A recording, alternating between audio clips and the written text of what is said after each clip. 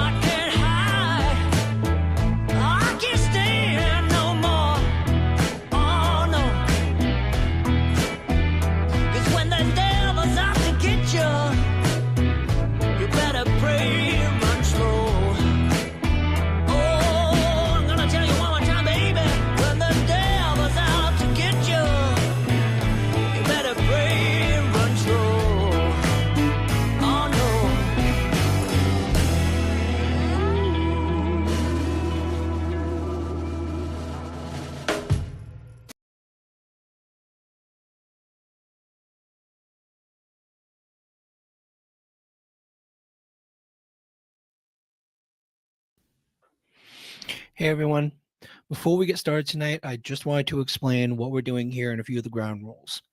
I've been debating whether or not to even talk about Ernie for a while now. As you all know, Jen and I do what we can with the limited resources and skill sets we have to help local families of the missing. One of the core principles we gave ourselves when we first started was that we would never give families of the missing false hope with our involvement. There are a few things we do every time we reach out to the families of the missing to ensure this. We make it very clear to them what skill sets we do and don't have. This sets expectations with families. Almost all of them share that they understand these limited skills and certifications, but still appreciate someone at least being willing to spend time in the wild looking for their loved ones. It's better than nothing, especially when there's virtually no one out there looking anymore. Setting expectations with families is important because if you wear outfits, badges, or dog tags that misrepresent your true skill sets, or if you're misrepresenting your existing certifications, you elevate their hope, and hope is fragile when it comes to the families of the missing.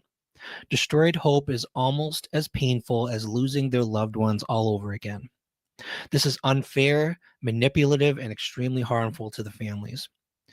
What turned my attention to Ernie initially was my research into remote locations where Candace Bly would theoretically go to hide Summer if she was guilty of doing that.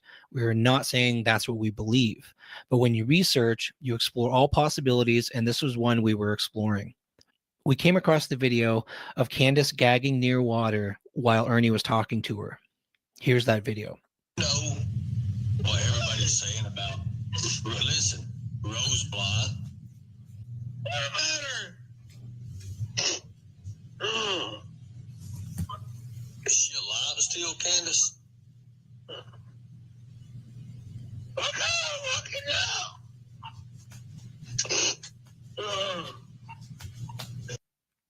I also came across other videos where Ernie was interviewing Candace. I noticed his very heavy involvement with her, particularly while Dawn was in jail. But in all of these other videos, I didn't find anything of value because the conversations usually turned into rumors and claims about Dawn or pressuring Candace using various psychological tactics to confess. Since our interest was locations and not confessions, I paid little attention.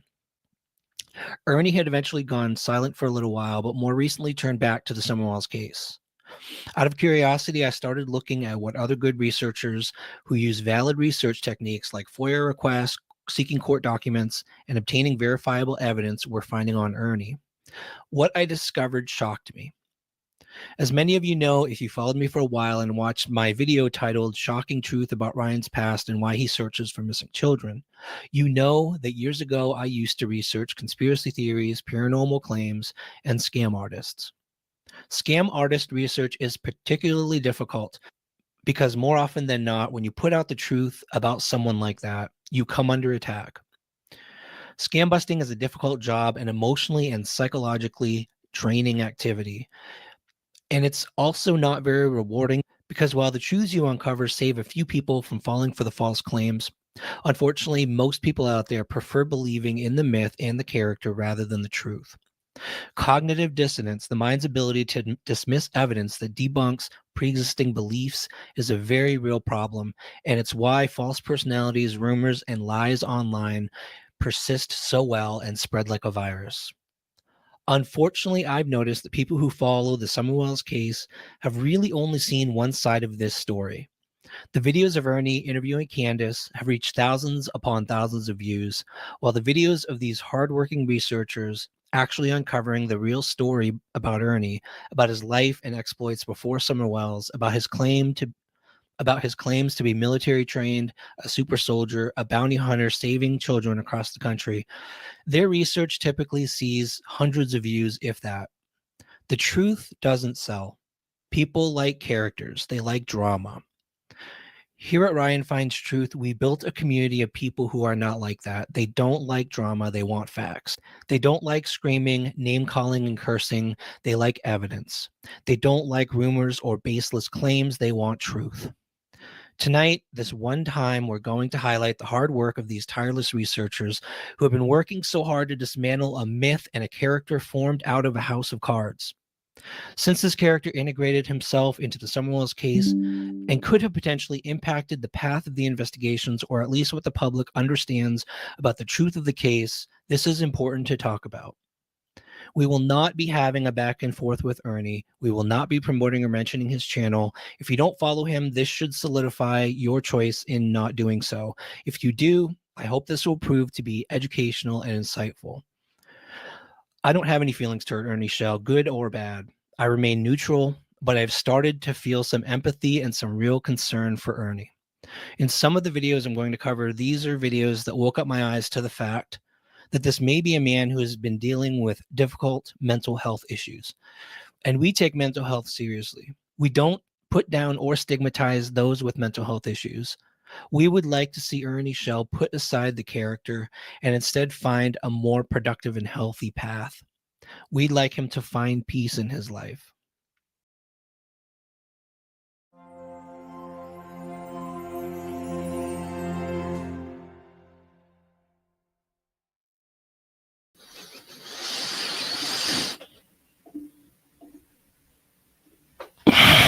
Welcome, everyone. I kind of gave away everything in the intro. I realized that, but I wanted to make where I stand pretty clear. I also want to welcome everyone. We've got a lot of people in chat tonight. People from both sides of this whole thing. We want to make sure everyone understands we are not on either side. We are highlighting the researchers. I'll be honest with you all. As I started digging into this and watching their videos, I felt like these are my people.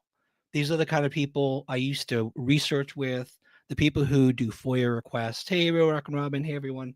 I'm sorry I'm not doing my normal intros, my normal welcomes, everyone. I just really wanted to jump into this tonight. I've got, I did have Lisa in the back. I've got some guests. Yeah, there she is.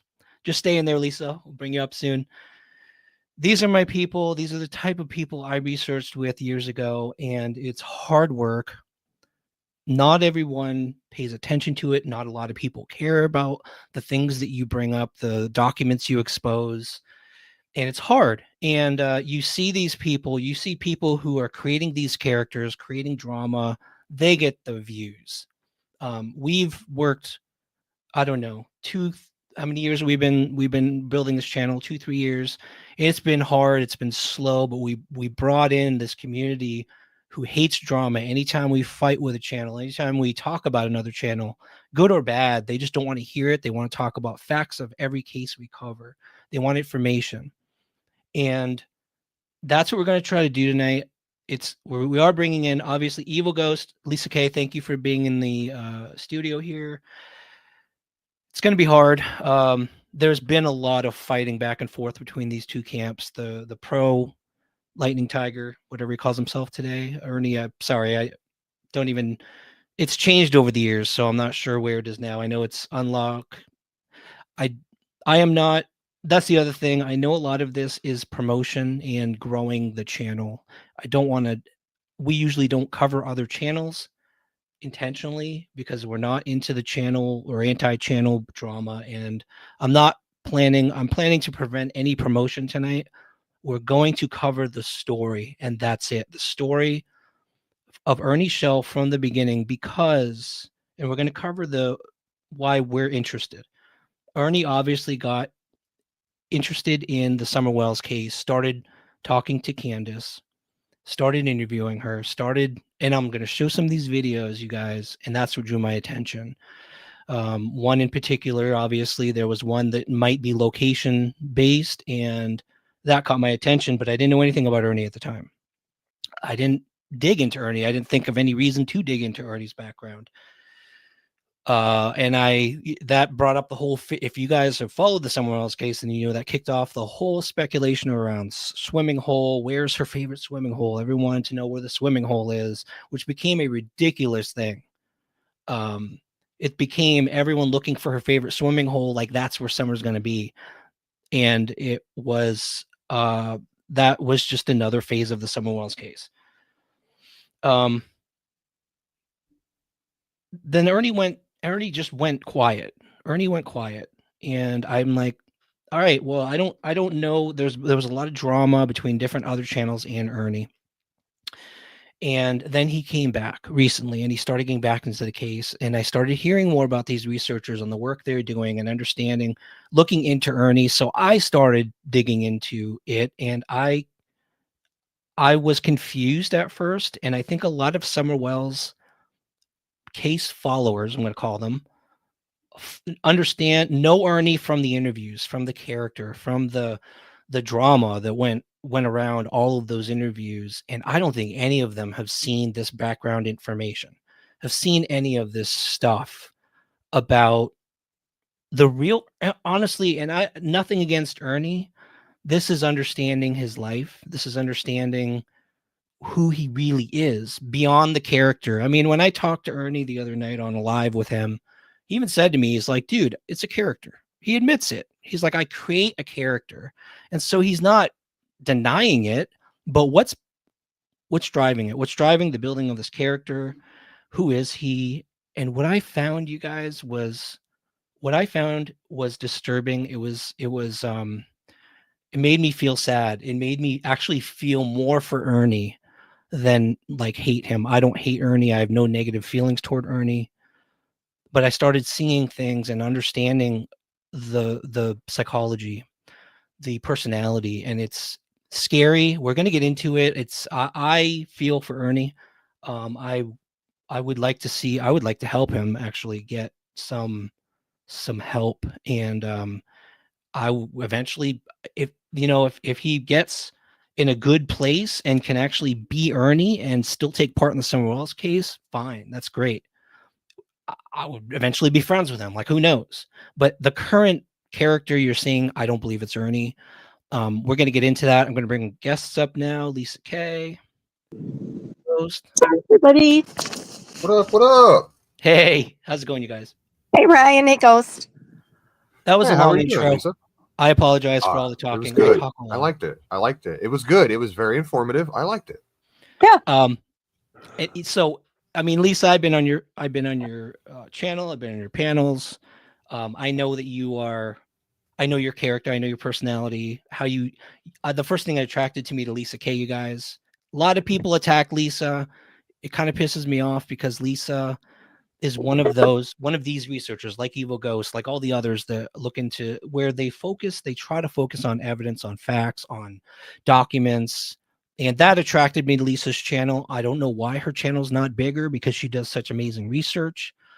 Same goes with Evil Ghost. Once I started looking into Ernie's story, I came across Evil Ghost. I came across all the other channels that talk about this, and they just don't have enough followers. I wish they had more subscribers, and I don't get it. Like, people who cover evidence and facts, they just don't get the traffic.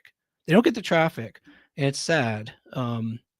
It's sad, you guys, but I appreciate you being here. I thank you for being willing to dive into the evidence and the story. Evil Ghost, I love your humor. Love your channel. I went to a few of your lives. You do have a colorful vocabulary.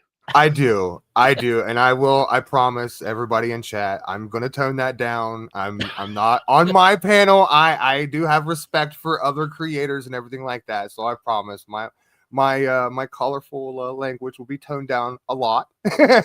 It's all good. I do want to thank you for having me, Ryan. Absolutely. Should be interesting. I can't wait. It should be. There's a lot to cover. I'm going to show people a couple of the Summer Wells related videos that got me into actually looking more further into Ernie. Real quick, I'm going to stick to one tab here so that I can.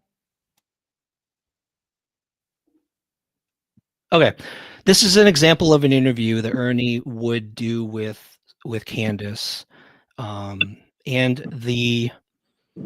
I want you to when you watch this, please keep in mind that this is whatever your opinion is of Candace, if you follow someone else's case, you're for her or against her, just remember this is a person who lost her daughter, doesn't know where her daughter is, whether she's guilty or not guilty. Forget about the guilty or not guilty. This is a family of a missing person.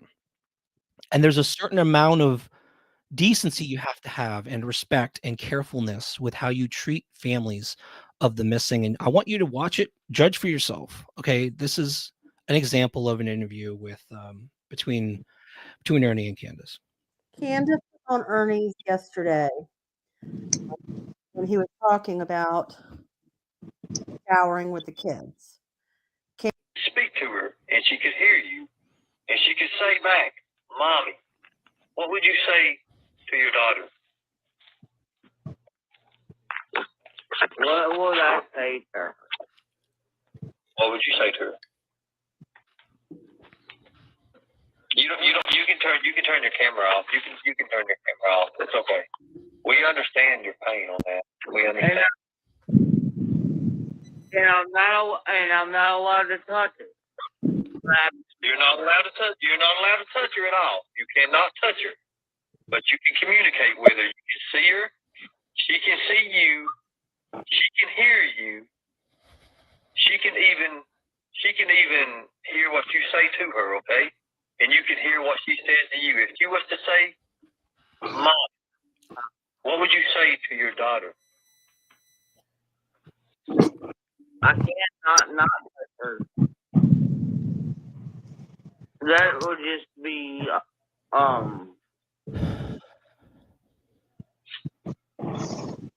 if she was standing in front of me right now, there would be no way that I could not run up and wrap her in my arms. What would you say to her? What would your last words be to her? Your last words. And tell her how much I love her and miss her and wish she was here with me. There's no way I cannot run up and touch her. Can't touch her. Let me ask you a question. No, there's no way. Okay, let me ask you a question. No, you can't do that. That's not right. Let me ask you a question. Can you touch her now? Can you touch her now? No, I can't. I wish I could. You can't even see her now. Don't you think I don't wish I can? I know you wish you can. Do you think Don wishes you can?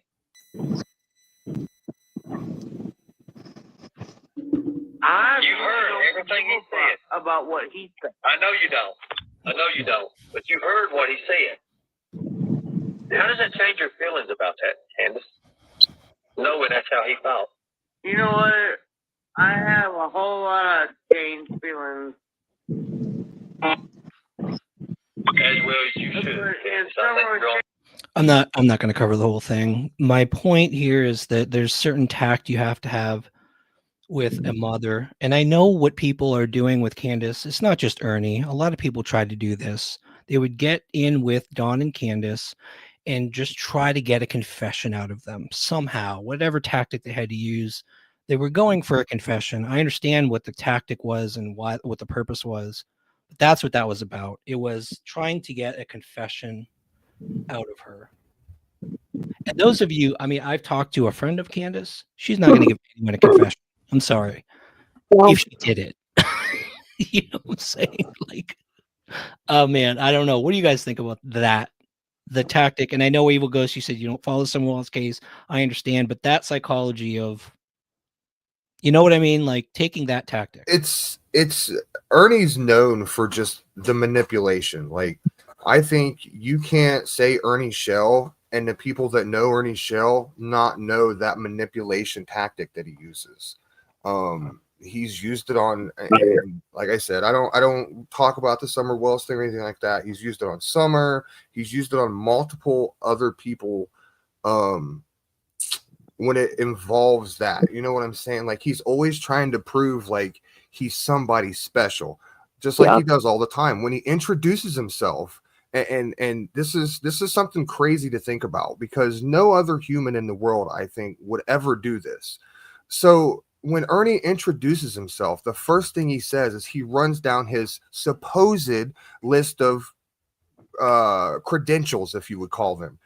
And so when Ernie had his last accident, okay, Ernie went and he when he introduced himself to people he's never met in his life before, the first thing that came out of his mouth was, "Hello, my name is Ernie Shell, and I am a predator hunter. I am this, I am this, and I'm this, and I'm this," and just went on for like days. Like, that's the type of manipulation tactic that Ernie uses. I'm someone special. Listen to me because I sound important. You know what I'm saying? yes. Yeah.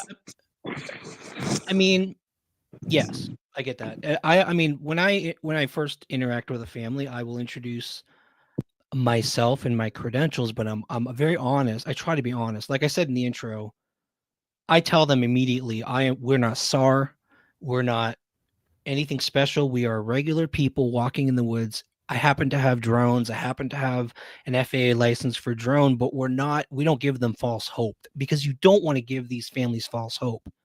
Mm-hmm. False hope is like, when you do that and you don't succeed, it's like they're losing the loved one all over again.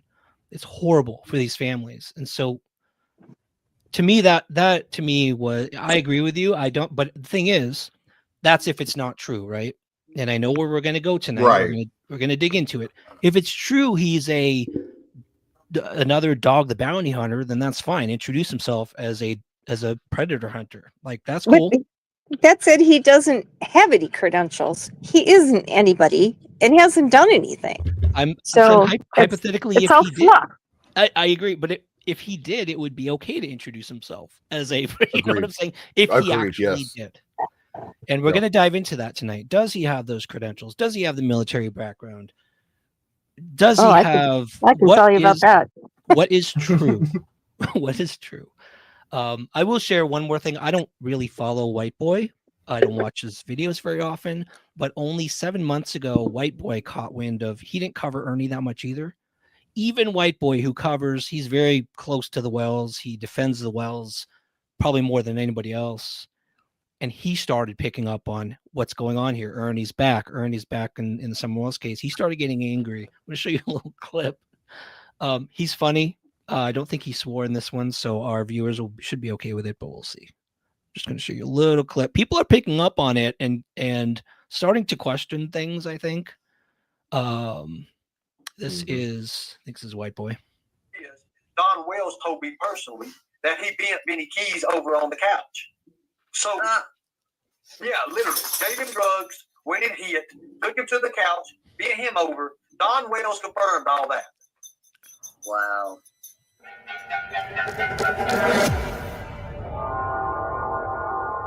Ladies and gentlemen, as you can see, Ernie Shell is out of jail and at it again. I don't think anybody needs me to explain or call Don Wells to see if he porked Benny Keys. Man, if you're an OG to this channel, you should know I'm no fan of Benny Keys. But truth is truth. Now, the fact of the matter is Ernie Shell is he's been around these streets a long time, a scammer, everything and in between. And he's been exploiting the Summer Wells case for far too long. I've been getting messages and messages and messages about this guy, and people have been wanting me to react to this guy. But in a moment, I'm going to play you one of the most treacherous lies, one of the most disgusting voicemails you'll probably ever hear on YouTube. But I want to be very clear. I didn't really want to make this video. Ernie Shell's a nobody. This video probably won't even get any views. He's a nobody, and that's why I've been ignoring it. And I wish everybody would ignore him. But he's one of those things that just doesn't go away, right? He's like a hemorrhoid, literally. Probably small one, too. He ban evades. It's like his 50th channel. Sorry. Right? But at this point, what's going to have to take him to go away is, hey, look, I've been in the mood of calling parole officers and probation officers. And that's just what I'm going to do after you hear this voicemail. So I will hold a live stream after you watch this video, and we will do it live. I don't like people like this. For a long time, I was totally against cancel culture. I was totally against that. I was totally against censorship. Y'all know how I vote. Y'all know where I stand. But at the end of the day, we have to realize that there's always going to be censorship. Some of you may not like to hear that, but it's the truth. Do you want to log on to social media and look at child porn? Probably not, because they censor it. What is the difference? I mean, it's far and few between, but when you have grieving parents with missing children, they do not become a target for your bullshit. It's not okay. It's not all right. And you don't get to make the most redundant, ridiculous, and moronic lies up about them. Hurtful things, kick people when they're down. It's just not cool. And that's why I do think Ernest should be canceled. I'm tired of seeing his name. I'm tired of hearing his lies. And right now there's a little movement, as I've been learning, and people are trying to get this done. So I'm with you guys. So if you see this video, if you watch this video, if you know any channels who are covering this, talking about this, please get me the information, the probation officer's name, because I will call. And if you don't think so, check the resume. But what I want to play for you next is exactly why I feel like this. Enjoy.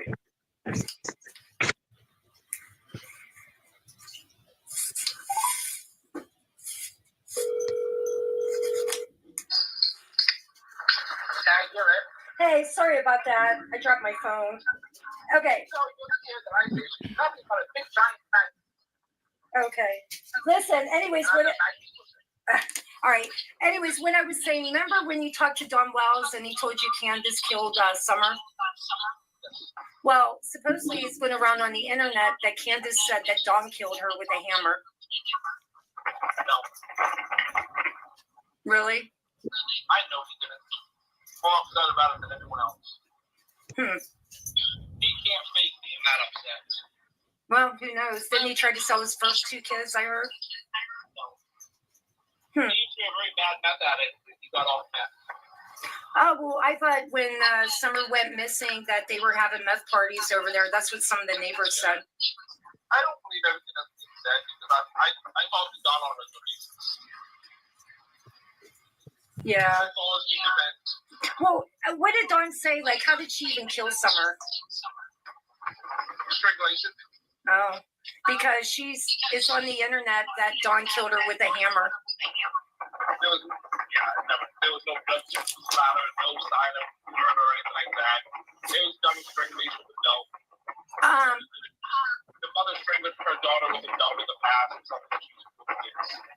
But she won't tell where Summer's body is? No, she got the body fixed. Oh, that's disgusting and gross. Yeah. And he wasn't around. He was in jail when it happened. No. Not that I know of. He was in jail when it happened. For what? Drugs, possession of methamphetamine, not cocaine charges. It wasn't. So now you have a different timeline. Let's just say, put a lot of vote in the chat. Now let me show you what I'm getting at. Hold on 1 second, bud. Hold on 1 second, bro. I'll let you have a second. Now here's the thing. This throws the timeline of Summer's disappearance off. And I'm going to show you a very different timeline. I'm glad somebody caught that. I am glad somebody All right, there's so many holes in this story. I don't even know what is to even start off with.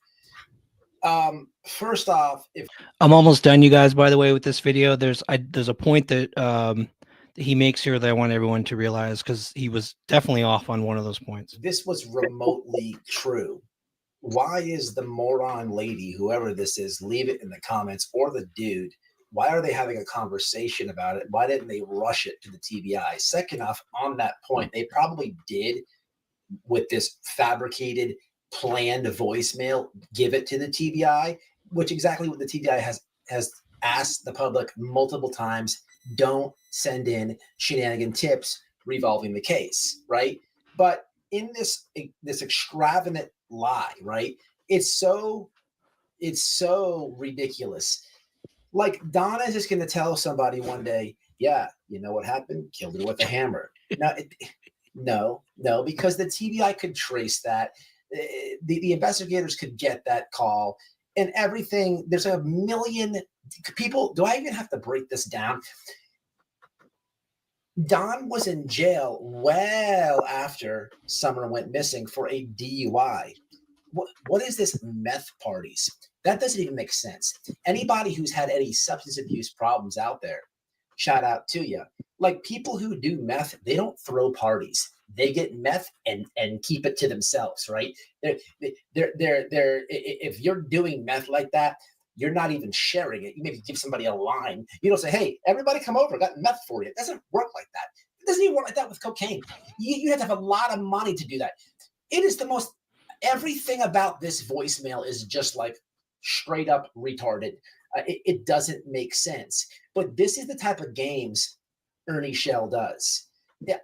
It would not surprise me that he had one of his tiger morons. Okay. All right, enough of that one. The point about the meth too, he didn't get arrested for meth. He got arrested for DUI. I think he made the point later. I was hoping he would make it sooner. Okay, we're going to get into it, you guys. We're going to get into the meat of this whole thing. How should we attack this? Let's go after the military service. There's a lot to cover. I know you've got a lot of documents, Evil Ghost. I have a video by someone that covers it really quick. I don't know if I want to do that or just dive into what you've got, because I think it's a lot of the same stuff.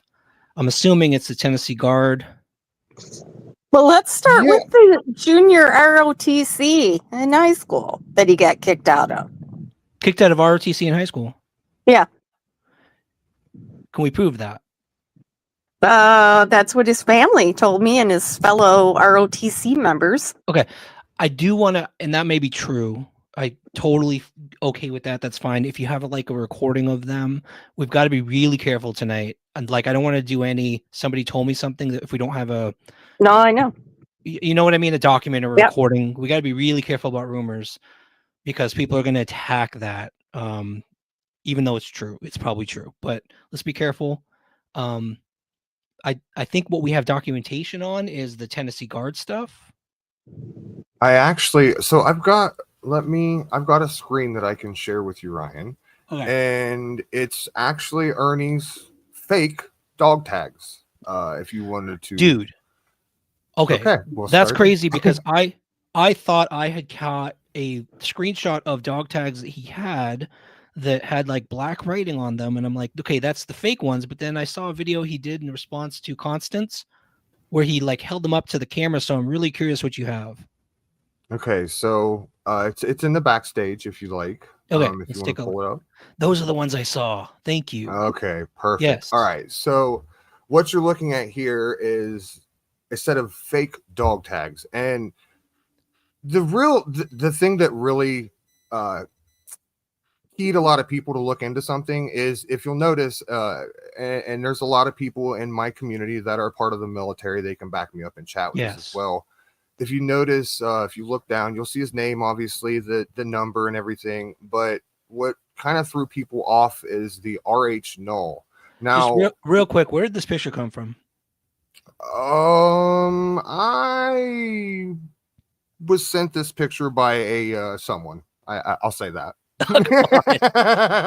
So I saw this picture. I thought it was on his Facebook account. I saw it somewhere, and then it disappeared. He's got it posted. That is correct. It was on his Facebook account for a while. It's not anymore. Like it's got taken down or something, because I can't find it anymore. Well, he posted it to prove his RH null blood. Okay, right. That's what it was. That's what it was. Yes, exactly. Okay. He was trying to say, if anybody knows anything about RH null blood type, and correct me if I'm wrong, it's like 1 in like 6 million people. Like there's been like 55 cases that's ever been reported or something like that. So like, it's wild to think that Ernie would, All right, thank you, Innocent. So he did share these. That's why I thought. I don't think they'd let him in the military if he had such a rare blood type that they couldn't treat him, would they? Now, I don't know. Now, Evil Ghost, I have a feeling where you're headed with this, with a lot of characteristics of these dog tags that don't check out. Mm-hmm. Right? So, right, exactly. So, Ryan, I believe you will probably have an email sent to you very soon. It is actually, because like me and you discussed, it's the unredacted version of his DD214, if you want to call it that, I guess. And I wanted to make sure that you've seen it. You're more than welcome to show it when we get to that point if you want. That's completely up to you. I will warn you though, it does dox Ernie, like as far as like social security number and everything like that. But Ernie has showed all of that on his channel. Am I right, Lisa? I mean, we've all seen that on his channel multiple times. Yeah. Yep, he's put all his info out there. So that's completely up to you. I did text an individual and said, hey, if you want to go ahead and email that to Ryan, so Ryan can look over it if he wants, you're more than welcome to it. You can show it or not. That's up to you. I've only got an email of the requirement for someone with RH null, but there's no picture or document or anything. Okay. It'll probably it might be a couple minutes. Okay. So, the next thing we could discuss. So everybody knows that Ernie has said, and maybe some people don't, maybe they don't. Ernie has claimed that he is. Well, hold on. We can't end there on the dog tags, because people are gonna be like, maybe those are real dog tags. So let's hold on a second. Tennessee Guard. Tennessee Guard. We know he actually applied to. Like he went there, and at least at the beginning, he tried to join. So we know tried. Yeah. So he might have gotten dog tags from the Guard. Tennessee State Guard, not National Guard. State Guard. He never went to boot camp, though. He did go to the weekends, but that's it. We'll get to that. So you can get Tennessee Guard dog tags from SD Supply. They sell replacement dog tags. This is what real Tennessee State Guard dog tags look like, everyone, just so you understand why we're saying it's fake. There you go. So usually, and actually most dog tags from the military are embossed, like metal embossed. They're not black text. They're not black text. They're metal embossed like this. And I noticed in the recent video that he was showing dog tags to Constance, I think, he replaced them. So he got some that are actually metal embossed. So that's what I was confused about. because those earlier ones where he tried to prove his RH null were black text, I think he figured out it's not accurate. It doesn't look real. So this is a real. This is what state dog tags look like. Real quick, I'm going to show you what you can get on Amazon. Military dog tags. Pretty much look like this is where here. This is what you can buy online. That's why it's black text. Those aren't authentic Tennessee state tags, but they are dog tags. And I believe I think you can get them at PetSmart too. yeah, you can buy them. You can buy them like that, but normally when you buy them on Amazon, they're black. You can get them embossed, but he made the mistake of buying the black text ones. So, yeah. Yeah. Just to close that loop. Oops. Okay, I have some emails being sent to you now, Ryan. All right. Those are being forwarded. It'll probably take a couple minutes because they're pretty big files. Okay, so yes, this is the request for military records. State Guard. Yeah, this is the one. This isn't the one that talks about not going, basically not a no-show for the basic training. This is different. There should be two. There's two different files there. I didn't look through them to see which one was which. FOIA Hold on request. 1 second. Thank you for contacting National Personnel Records Center. Information released under, okay. You know, okay, this is what people have covered. I think this is the document that a lot of people have covered. So instead of me trying to talk through it, I think I'm going to go and have an actual veteran. This was a fantastic video, you guys. A veteran going through Ernie Shell's military claims. This guy, from the moment I saw his first video on Ernie, I was like, this dude's the real deal. He is a military veteran, a sergeant, I believe. Let's just take a quick look at his analysis of Ernie Shell's military claims. Whoa. Don't play yet. All right, MSG Retired. And let's see what he had to say. I'm going to try to get all these links in the description after this, but the title of this video is Ernest Shell to 11B or not to 11B. That is the question. And I really like this guy. I don't know why. I like his personality. He's just no nonsense. Hey guys, I figured I'd bring you one more turd in the football for the end of 2024. One of my subs sent me some links to a gentleman by the name of Ernie Shell. Ernest is part of a predator hunter nation kind of group on YouTube. They have a community just like the auditors, anti-auditors, all that shit. And Ernest was a part of this, but some of his stories weren't making sense.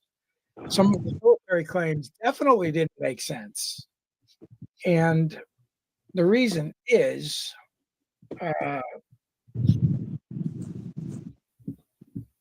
yeah, he joined the National Guard, but like Kaiser, I don't even know if this guy ever shipped the basic training. I'm guessing probably not. Let me just key up this video. By the way, you guys, after this one, I am going to queue up. I've got another one queued up. I do want to, because I guess he didn't see it at this point, but there's another creator who proved pretty easily that Ernie never actually went to basic training. Go here and share it.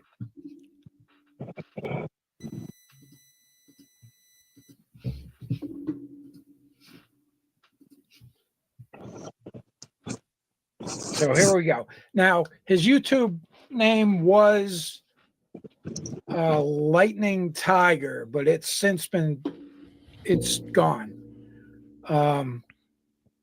So not sure where it went. I don't know if he took it down or not, but he does have numerous social media type accounts, LinkedIn, Facebook, all of that. And I've searched all of that and didn't see any mentions of his military career. However, they've got him on video and audio making those claims. I think this one is just an audio from maybe a jail call, because lo and behold, he's incarcerated at the moment. There were some things I was going to show you, but I haven't redacted them yet, like his discharge orders, where it shows an uncharacterized to stop it, because they do show documents that have all of his PII visible, and I don't do that. So here we go. For many times. Read my papers. I got back from the military. Papers he got back from the military. You got them? Yeah. PFC NG 1999. PFC NG 1999, and that's just so if you're not able to hear it clear enough. 11 Bravo Infantry. PFC NG 2000. 11 Bravo. PFC National Guard 2000, 11 Bravo. He was in an infantry company, and he enlisted for an infantry MOS. Bravo Infantry. Iraq 2001. Infantry. Iraq. I just want to let everyone know in chat, I don't think you understand where you are right now. So anyone unleashing anything in chat, you're all getting banned anyway. You don't unleash anything on this platform. You understand? You're gone permanently from the channel. Do shit in chat and you're gone forever from this channel. That includes you too, Ernie. I'm being respectful toward you, but do not do anything disruptive in chat or you're all gone. Every one of you.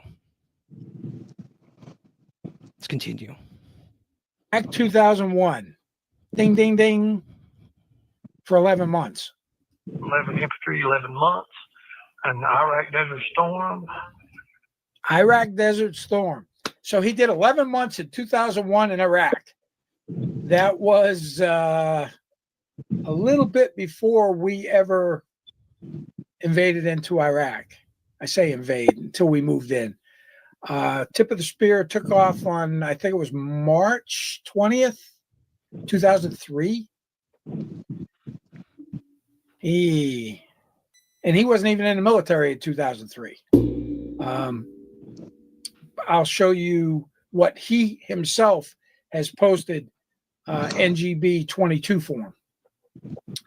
And then there's a couple of other crazy claims that I've never even heard of. So it's kind of weird. I'll let it play, but I got to be sure to stop it. 2002 Specialist, Iraq Demolition 77A, and Iraq Demolition 77A. I have no idea. Level 4 Army Combatives. Level 4 Army Combatives. Okay. And Ernie,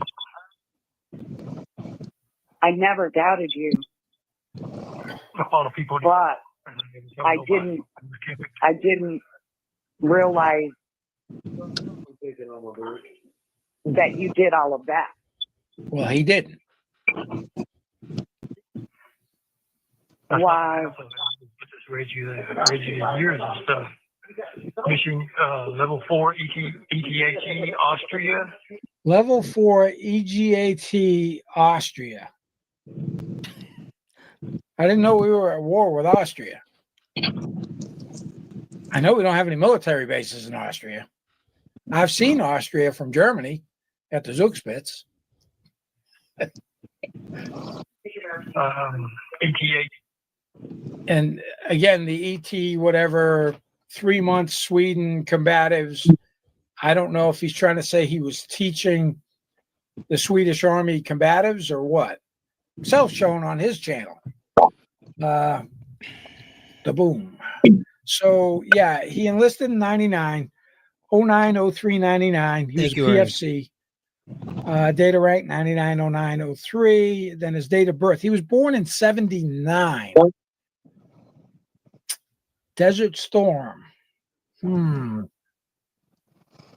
Kicked off in like what, January 90? Which he would have been like 12. Again, the math don't work. He was in the. There's something important about this document. So this is the document that Ernie shared. That's where he's getting this from, and it is clipped, which is interesting to me. It doesn't show the whole document. There was a creator later I'm going to show that shows the rest of the document, and it becomes clear why it was clipped. But that was interesting too. When I was watching MSG cover this, it was like, this looks like it's not the whole document, and that becomes clear a little later. He was in Company A, 1st of the 149th Infantry Battalion, mechanized. He was discharged 27 March 2001. Had 1 year, 6 months, 25 days, it looks like. Never went to basic training, never went to AIT. And I mean, he's got a bunch of NA blocks, which are the same as none. So hold on a second. Sorry, I got to respond to this real quick. This is very much about Summer, Andy. If you watch the intro, you'll see why.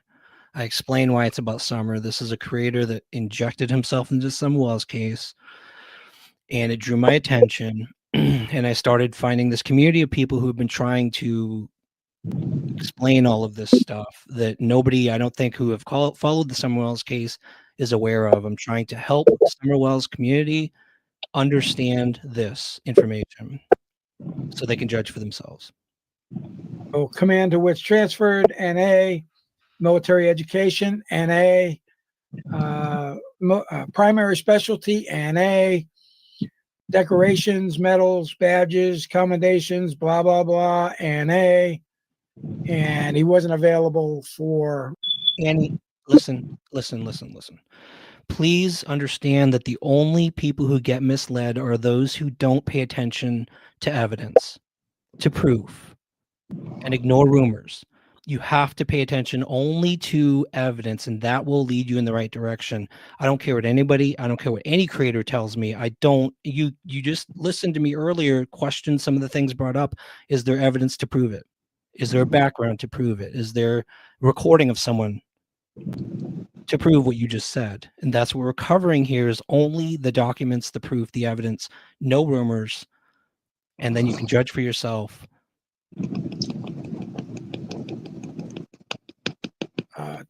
For a signature for his NGB 22 mailed to his last known address. And they didn't redact any of that. So this is what I'm going to show you on that.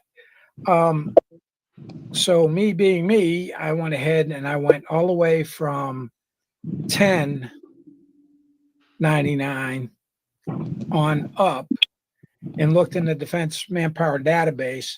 I'll just show you one of the forms I got back. And of course, yeah, no service list, no active duty service listed. So, excuse me, he never shipped the basic training, never did basic training or AIT. Actually, Chantel, I think there was a live. We had about 1,000 people before. Thanks for asking. Not a veteran. Most likely, he just stopped going to drill. National Guard sometimes takes a long time before they kick somebody. I do have a copy of his discharge order signed by, per order of the governor, signed by the Adjutant General of the Kentucky National Guard. Uncharacterized discharge, and down the road, Ernie went. So, based on that, there's some other stuff out there, some photographs and stuff, and this might be surprising. Oh, there's Ernie wearing an MP patch. Tennessee State Guard, not the National Guard. All right, Echo Echo, we support everyone covering Summer who's truthful and tries to be evidence-based. We support a lot of channels out there who cover the Summer Wells case. Not the U.S. Army. Notice how it says State Guard on the name tape. It's because they're not a military. They are a militia kind of thing in Tennessee. As a matter of fact, I can show you what they are. Volunteers. It's authorized by Tennessee Code, and the purpose of the Tennessee Guard is to provide a professional complement of personnel to support the state mission of the town.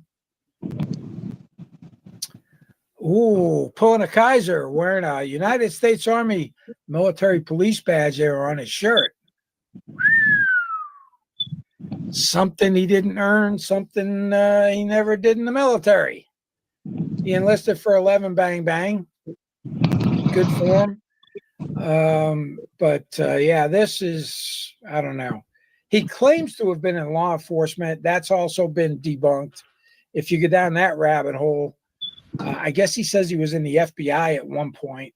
But when you look at his LinkedIn from certain dates, he was like fugitive apprehension agent or some nonsense, like something crazy like that, some bounty hunter or something. No mention of his military. But yet, here he is. Let's see, what do we got next? Oh, this is great. So, evidently, he kind of fell to the other side of the law. And all right, we won't get to the law stuff yet, just because there's so much of that. Somebody, thank you, Evil, for having someone send me the actual document. Yeah. There is. I have the paperwork as well. Like, I still have the paperwork that was sent to me that, like, we went over in a live stream and everything. I still have all of that. So, like, all the people have to understand is all these documents that everybody's looking at. Viper, and I got to give a shout out to the man, because he's military. I really can't thank Viper enough for helping me on uncovering a lot of this stuff that we ran into. Like, it really is like a blessing in disguise, because Viper was able to get me the actual documents from A to Z stating that Ernie was not a veteran. I'll share another screen with you that actually shows that there was no time in the military spent. Hold on, give me 1 second. There you go. Okay, in your backstage. That military police badge he has, I tracked that, and that's a Vietnam era military police badge. Wow, that doesn't surprise me in the least little bit. Pretty sure he wasn't in Vietnam. No, I don't think so. No. So the document you're looking at right here, just to give you guys a little bit of context, if there was time spent in the military at any point, you can all see that there's an inactive duty training. You don't see anything there. You also look below that and you see active duty / active duty training / active duties for special work. And as you see, there's nothing listed. And the key there is you want to look at the number of points. There's nothing there where it says number of points, which means there's no time served. That's the key right there. Yeah. Exactly. Yeah, I mean that's clear in the document. So Traitors, actually, I think maybe in chat, I do have a video from Traitors that she went through in one of the most amazing videos, all the documents. Like, I don't know if there's anything else. Tell me if, once I cover this, tell me if there's anything else that covers the military service, because in my opinion, this covers everything that I've seen or heard of. So I will send it to you in email. I know I've got it running around somewhere, but I've got a live that literally, so the documents that was sent to me, Traitors, like, I'll send that to you as well if you want to reference those documents and everything, just for a little bit more, a little more reference behind everything. I got you. Yeah, it's nice having the actual documents. Like, I appreciate getting emailed the one of the documents that's covered in this, so it's nice to actually have it in hand. I appreciate that. Mm-hmm. So I have this out ready for you. Let me move that down. Okay, this is what Ernie does. First of all, let me show you. For all the new people, I'm doing this video. Most of you already know this.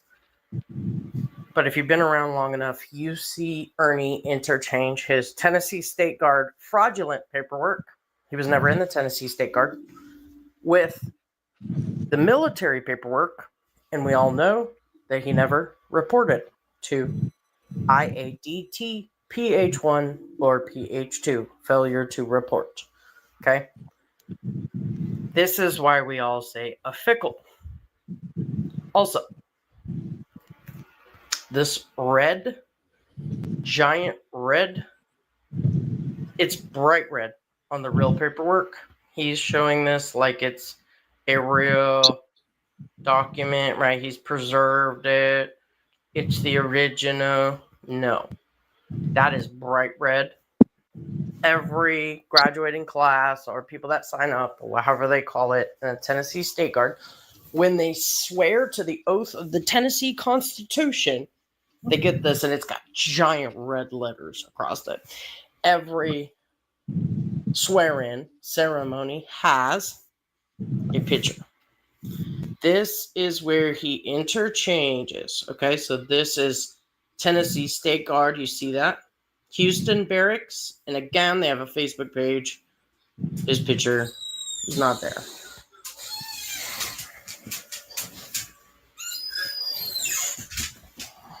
All right, grade to rank. Private first class, 4th Regiment HHC, military policeman, NC 31B, para 110. Grade to rank, assigned to position, basic branch. Now you see it all. Okay, MOS 31B 20. See those. Now, here's his alleged swear-in video. I'm a picture. These people don't exist. That background is not where they swear in.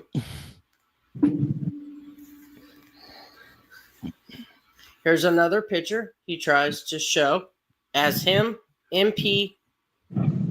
Hey, do you guys have opinion about this picture? You have opinions about this one? No, the other one was photoshopped by somebody he's staying around with, but I don't know about this one. You think this one was photoshopped? I don't. That one, yes, yeah. That one is photoshopped. Yeah. Okay. The other one, I feel like there's so much. He does so much LARPing. Like, I don't put it past the guy. Like, if he actually got this outfit, you know, with this false badge and found this military gentleman and was like, hey, I'm going to take a quick picture. Snap. I don't put it past the guy. The LARPing is just unreal. So, like, when it comes to his pictures and everything like that, like there's so many that he's, you know, came out and said, oh, that's Photoshopped. Like, even his own people have said, I Photoshopped pictures for Ernie. You know what I'm saying? So, like, his photos are just so uncredible that you just never know. Here's the thing. Like, I have seen people. So he references Catch Me If You Can very often. He mentioned it to me when I was talking to him in his live. And Catch Me If You Can, that movie, if you watch it, the characters are very good at social engineering, very skilled at social engineering. You go into a place, you convince someone to let you actually take a picture like this, and then you can present it however you want. And this picture, to me, the fact that it didn't fit was obviously, that's what a lot of people recognized. There's a story to this picture. I know there's a story. There's a background story to this picture, and I'd love to know what it was. I don't think it's that's his uniform. I really don't think so. I mean, it just doesn't look like his uniform, but maybe they issued, because he's so new, they were like, well, here you go. Sorry, it doesn't fit. Or the face was photoshopped on another body. It could be. I don't know. Regardless, though, we do know he did at some point have some interaction with Tennessee National State Guard, and he was trying to apply. So he obviously had interactions with these guys.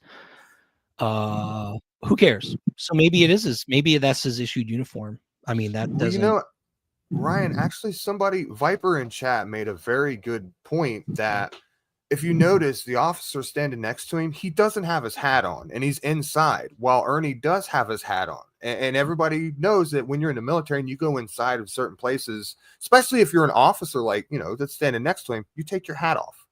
True. So you know, I'm sure that the officer next to him has his hat in his back pocket or something like that, whereas Ernie got it right on his head. Yeah. Yeah. To me, though, these pictures aren't, because you can come up with these pictures in various scenarios, they don't prove or disprove anything. To me, the documents are what prove everything. And Traitors gets to that point a little later. That uniform? Which I'm going to get to. Okay. So these are questionable. They may be real. They may be real pictures. I don't know the story behind them. Nobody knows the story behind them. But let's get to the documents, because those prove anything and everything anyway. The documents are the ultimate proof. Does not fit him. That's not his uniform. And he'll Jimbo. I joined 4th Regiment 2 and Battalion in Peace. And he's talking about the Tennessee State Guard. There's the oops. So, freaks, the pictures make official that he had an interaction with the Tennessee State Guard, which we know he did. Nobody's saying he didn't apply. So those pictures could have been anything. What we really want to understand is the true nature of the military background. And like I said, the documents tell the story. Patch. No. United States Army. And why? So he might have bought a United States Army sweatshirt. I mean, people make a big deal about that. I understand. This isn't. I don't. Maybe that he's using the sweatshirt to say was in the Army. Obviously, the Tennessee State Guard is not the Army. Everybody knows that. So, has he ever claimed he was in the Army, you guys? Yeah. Yeah, in multiple videos. I'm sure Lisa probably knows which one I'm referencing, when he's sitting in his Dodge Charger and he looks at the camera, and he looks at it and he's like, everybody knows that I've military and law enforcement background, and meanwhile, everybody that knows now that that's not true is sitting there laughing. Okay. He claimed He claimed he trained the U.S. Marshals in defensive tactics. Yeah, Okay. claimed. And they when people called, they said they didn't know him, and he said that's because he used a code name. A code name. Yes. Yeah. His words. Military He police. used the code name. No. As you see. And he didn't even get that shit right. 4th Regiment. Right? I want to get to the good What's he stuff say? down here, I believe. What does that say? Soldier was discharged without...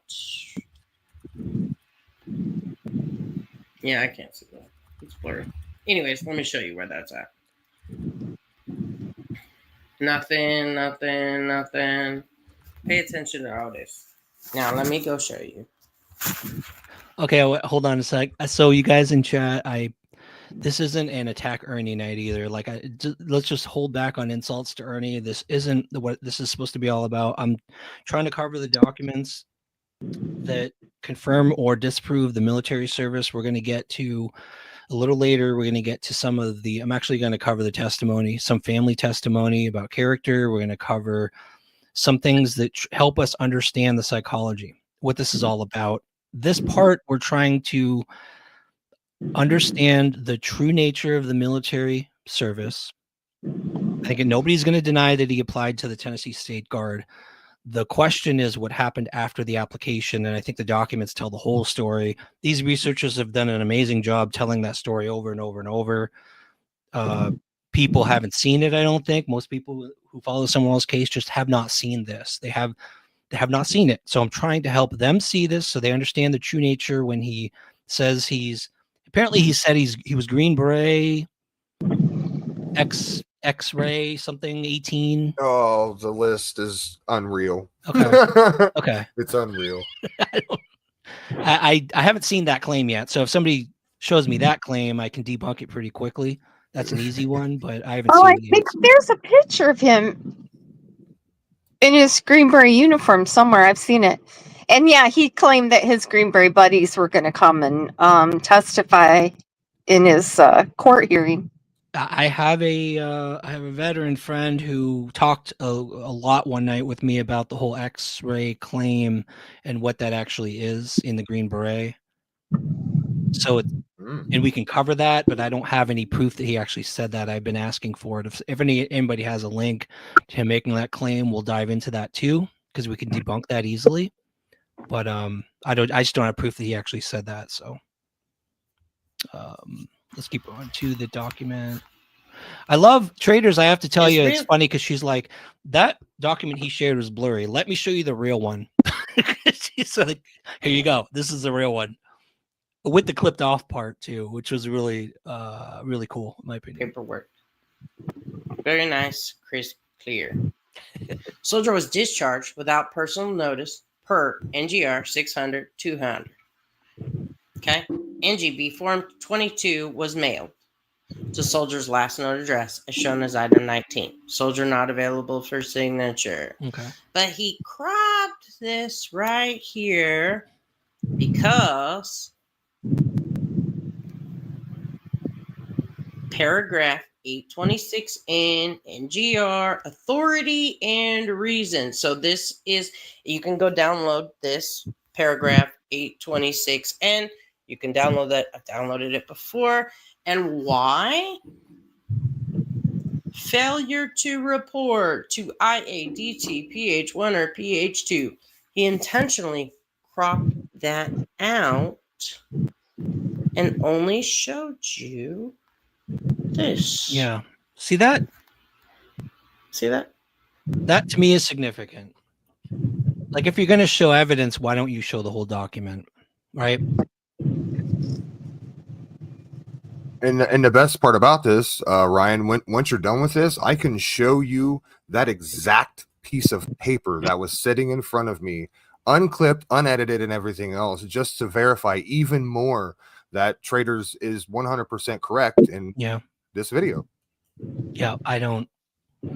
The behavior of clipping a part of the document instead of showing the whole document proves there's a lot.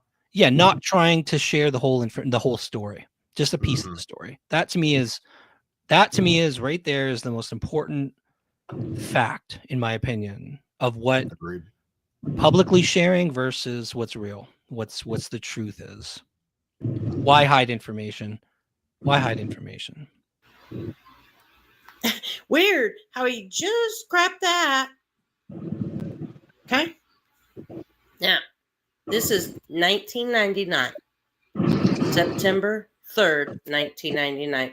So when he sits there and he says, 149th BN, blah, blah, blah, E3, PFC. Now, those two things match on both Tennessee State Guard, right? And this. But, and then when he says, I was in 1 year, 6 months. No, it's because they tried to reschedule with you multiple times and you didn't come. Okay. Now, right here, it says uncharacterized. When you heard Angelo and them talking the other day that soldiers can pay to get that uncharacterized changed. Yeah.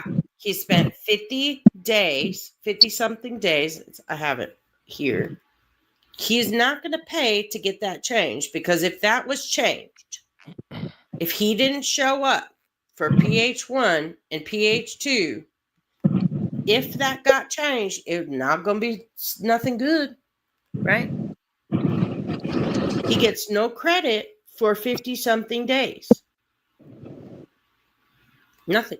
Okay, so we've proven he applied to Tennessee National Guard, State Guard. I keep saying National State Guard, not military, and didn't show up for basic training.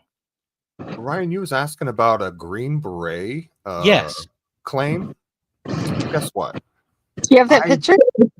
I don't have a picture, but I might have him saying that he was a Green Beret. Even better. That's even better. So I have it time. Now the timestamp's a little bit farther ahead. Give me 1 second and I will share my screen for you. There we go.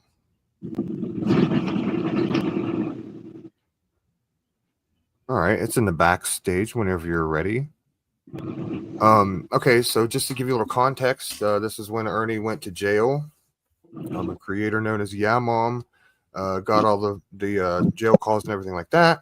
And what we'll be listening to here is a reaction. I believe it's between Renee Marie and Ernie. And during this, and if you give me a couple minutes after this clip, I believe I might have another one where it states something along the lines of he was in the Green Beret and he was in like Syria or something craziness like that. Okay. So we'll go ahead and listen to this one, and then once we're done, I'll try and cue the other one up. Perfect.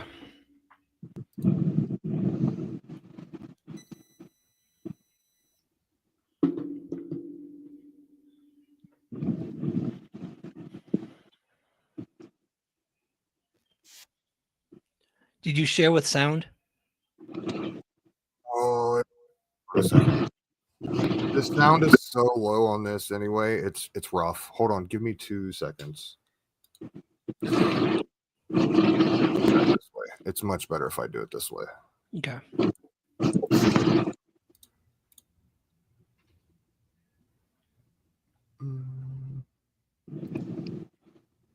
I believe, let's see, call number 2. There we go. All right, in your backstage, it should be a little bit easier to hear now. There is closed captions on it. Like I said, it is rough, really, really rough to hear. To go with me and put my coin. I mean, that's gonna look good to court. I mean, they, you know, your average person ain't Green Beret.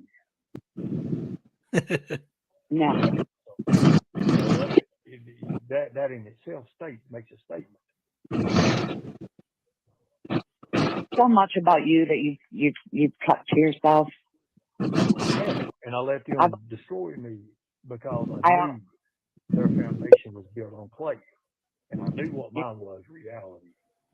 Okay. So there you heard. I mean, the rest of it's just goofiness like that. But you heard him there state that he was going to get some of his Green Beret buddies and whatnot to basically go to court with him, which we have the court FOIA document, and that never happened. So.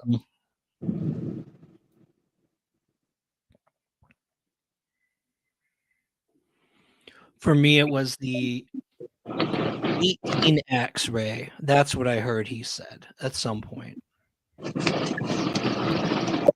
Let me give me just 1 second. I'll see if I can scrounge up that other one. Okay.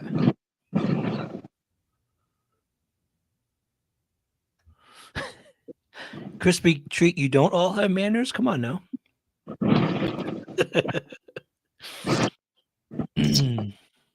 I'm looking for the Green Beret uniform picture. It's that thing. While you guys are looking, take your time. I've got I don't cover her channel often. Crazy Crime Conversations, Crystal. Actually, this was a bombshell to me. This was like a mic drop moment. I just died when she did this. Let me I'm gonna share this real quick. That's okay. What this is, he claimed that he had a portal into the TBI where his tips went directly, bypassed the usual channels and went directly to TBI. He was not expecting Crystal to do this. And when I found this video, I just died. I died. He actually called TBI, you guys, while he's on the line with her. So can you they're part of it. They're part of it. You know, have Lady Justice and Dusty worked together? I don't know who Lady Justice is. I only know Dusty. Everybody thinks I know these YouTubers. I don't have anything to do with it. You knew her and her husband, that they're Bill Bondsmith, and yeah, she's okay. If that's Lady Justice, I know about a different name. I know about a totally different name. I didn't know about Lady Justice. Okay, well, she's known on YouTube by Lady Justice. Okay, I did not know that. Sorry. So what can you tell that can help? What information can you give that can help Summer today that we could spread around? Well, I mean, I've already done what I can for Summer. There's nothing new. Everybody's wanting to beat around the bush with other stuff. The fact of the matter is, Don and Candace is your main pieces right there. You get them to do what they need to do. And I think, listen, I agree with you, and I think most of YouTube and the world does too, because they were the last persons to see Summer. However, law enforcement has not arrested them, and it's been almost 3 years. And law enforcement of TBI just took over the case here just a little bit ago, so they're actually fully a part of it now. But before they were just assistant. I know that, but why couldn't they be a part of it before? Is what I'm saying. They were just assistant. Hawkins County had it all. What's your theory? What do you think happened to Summer? Do you really? I told you what happened to Summer. I don't have to say any more of it. I told you exactly what happened to Summer. Per Candace's own words. Okay. So we all know Candace is good at playing hoaxes, right? How do you know Candace wasn't playing a hoax with you? Because there's things that people can do, and you beat them out of the hoax. You make them drop that narrative. You drop that wall, and when you drop that wall, they expose things. They tell things. So what do you think you did to drop Candace's wall? I got her to fall in love with me, and I quit talking to her. So what do you mean you got her to fall in love with you? She fell in you? love with me. I've got things that you all never seen. I've got text messages, probably about 50,000 text messages that you all ain't even see. It goes way back, like literally. You went and flirted with her to see if it was like throwing shit to a wall? No, I never flirted with her. I gave her the BBD, and that was all it took. What's the BBD? The bigger, better deal. I give her what she thought I give them what they think they want. That's all I do. I do that every day in my life. So you manipulated her? How you say it's manipulation? Ernie. I let her think what she wanted to think. I let her think what she wanted to think. Simple. But you said oh my goodness, you made her fall in love with you. I never made her. She fell in love with her on her own. But was you writing her back like you was in love with her? No. The only thing I was doing was responding. That was it. Okay, but you do know that around that same time, she was playing the same game with Benny, though, right? No, she's done with Benny at that time. No. I mean, I've got the whole timeline. I've got it all, every bit of it, like literally, like documentation, blueprint stuff. Look. I'm at the TBI. I'm at the TBI in Tennessee. I went to their office to turn this in. So I'm telling y'all, trust me. I went to their office and turned it in. Which office did you go to? Ernie. The TBI office? Now, listen very carefully, you guys. Did he go off? What the hell was that about? He's back. Did you drop me? What'd you drop me for? I didn't drop you. They said I was gray in the back. Oh, no, that's so weird. You wasn't even on my panel. Your whole thing went away. No, well, how'd I get back up? I didn't have nothing to get back up. That was weird. Hold on a second. You back up. You came back up, and then I put you up there. Well, I don't even know how to drop back. I don't know how to do that. Okay, whatever. Which TBI office did you turn it into? Nashville. I had it on my Facebook. I had it on YouTube too when I went, so I did a live about it. Have you ever talked to a Durant? Durant? Yeah. Durant. Name is Durant. I know a Ray. I know it's not Ray. That works in the TBI office? Especially to Ray. Okay, so do you know anything about the fake Fed with Jody Sue? Or have you ever spoken to Scott or Penny? Not.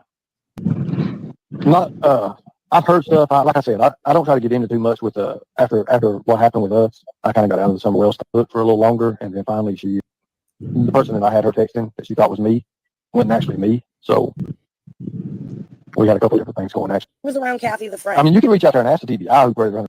Maybe I will do that. It would be interesting. Reach out there and ask them. Say it. Don't tell them. Is y'all willing to work with her nation? He confidently says, reach out to TBI and ask them. Go ahead. Durant doesn't work for the TBI, though. So who does he work for? He works for the FBI. Okay, FBI. Got it. Yeah, so I don't even... All right, this is insane. This whole video was just, I died. And y'all told them to go to Hawkins County and see if they'd be on board as well, and that's how you'll find out. Just get the dates right. Hell, you know who we are. All you got to do is say Predator Hunters. Grand Theft. Oh, God. Who's got Grand Theft?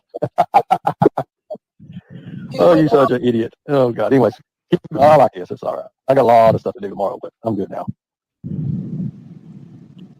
We're actually starting the Sebastian Rogers case tomorrow, so. You're starting the Sebastian Rogers case? Yeah, we're starting the Sebastian Rogers case tomorrow. Okay, she's calling. If they say the man with the crocodile hat, I'm going to laugh. Yeah, hi. Can you tell me, do you guys happen to have an open portal with an agency called Predator Hunter Nation? I don't know what There's a YouTuber named Ernie Shell. He goes by Lightning Tagger, and he claims that he works for, well, not like for the TBI, but like contracts for them, sort of, and that he has an open portal with you guys. I have no idea. Do you know, do people usually have an open portal? No. It's not a thing. So there's no like portal where people can just like send their information and it gets there before any other gets. All right. Thank you very much. Okay, hold on. I'm sorry, I died. So she just proved there's no such thing as an open portal. Okay, watch he's very good. He's probably one of the best that I've seen where he can endless length of shit. He doesn't even have to try. On a dime though, he can explain it away. He's endless. Yeah. Watch how he explains this. This was a bombshell to me. This was like boom, mic drop moment right there, and then he is very quick to go like this. All right, have a nice night. You too. Bye-bye. All right, Ernie, now what? Well, I mean, you did a current call, so I mean, we're not there now. It's like 2.5 years ago, but. But you just said I could call them and ask them about Predator Hunter Nation. Well, I mean, yeah, 2.5 years ago, you said currently. So you know, that guy probably wasn't even there. But he just said portals are not a thing. He didn't even know what the fuck he was talking about. He killed him. You said portals. He said portals weren't a thing. Well, that was it was 2.5 years ago. So he's got a reason. He can explain it away. That whole thing from Chris McDonough. Remember, he said he had a share file with TBI. He gave them information. That got outed too. I mean, that might be where Ernie got the idea. Oh man, that right good there used car to salesman. me. What's that? I mean, he's a really good used car salesman. At the end of the day, you know, he knows how to talk. He knows how to talk his way out of things. If he ever had a car to sell. Well, that's fair. That's fair. It's actually a skill to be able to, when you're faced with something that debunks what you just sold right in front of your face, and to be able to dance to the side and be like, explain it away. I can explain it away. That to me is that was the moment when I watched that video. I'm like, he's good. He's good. You can't nail him down. He's a con. No, yeah. You won't be able to nail him down, you guys. No matter how hard you try, no matter how many documents you bring up, there will be a reason. There will be a reason and a explanation for it. That probably his followers his hardcore people who want to believe in the character, they will just believe. It's just how it works. That's how this whole thing works. Oh, and he answers questions with a question if he doesn't know the answer. And he does that to me all the time. There's one particular question every time I ask him, he either rage quits or he kicks me. He doesn't like me to ask that question. He doesn't have speaking of difficult explanations, things to explain away, I saw him use the Kyle Rittenhouse interview as a proof that he's legit. I know, Elisa, that you said, was it you or someone, maybe it might have been Genevieve, shoot. Someone said that they had talked to someone who was actually there, and he had worked his way into this news interview. Yeah, he stood behind her and waited. Mm-hmm. Oh, and that was at 9/11, or at the January 6th at the White House too. He was there and he stood behind the reporter. So he's good at that. And when he went to that Breathitt County funeral there, he was standing around. I know he was trying to get an interview there, but they didn't have anything to do with him. So he wanted the news reporter to believe he was Kyle Rittenhouse's private security. Is that correct? He said he was hired to work security there for the trial. For the courthouse, for the trial. Okay. So here's the thing with that, Ryan, and Viper can also back me up with that. Okay. He was one of the originals as well. We may or may not have contacted that certain person and asked them specific. I can't show you the screenshots because this person was asked to stay off, and that's, I respect that. But just like Viper says right there, he spoke to the reporter, and the reporter had no clue had no idea who Ernie Shell was. Never Okay, heard the name, and basically verified to us exactly what you guys are saying. He wiggled his way in. You know, That's what Genevieve told me too. I think she Yes. spoke to the reporter as well. Yep. This So- reporter believed he was who he said. This goes back to the Catch Me If You Can character. Mhm.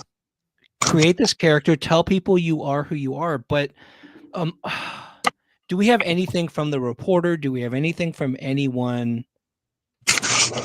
disproving this? Like, do we know he did not work for security? Because he was a security guard. He had worked for as a security guard for various I'm individuals. sure Apparently, I could probably I could talk to Viper and see if I couldn't maybe send you one of those screenshots just to verify like this reporter saying I had no clue who this guy was. You know what I'm yeah, saying? that would I that could would be probably get helpful. something emailed to you for sure. Okay. So you guys, I don't know if I don't know if he was security. Maybe we'll get proof that he wasn't.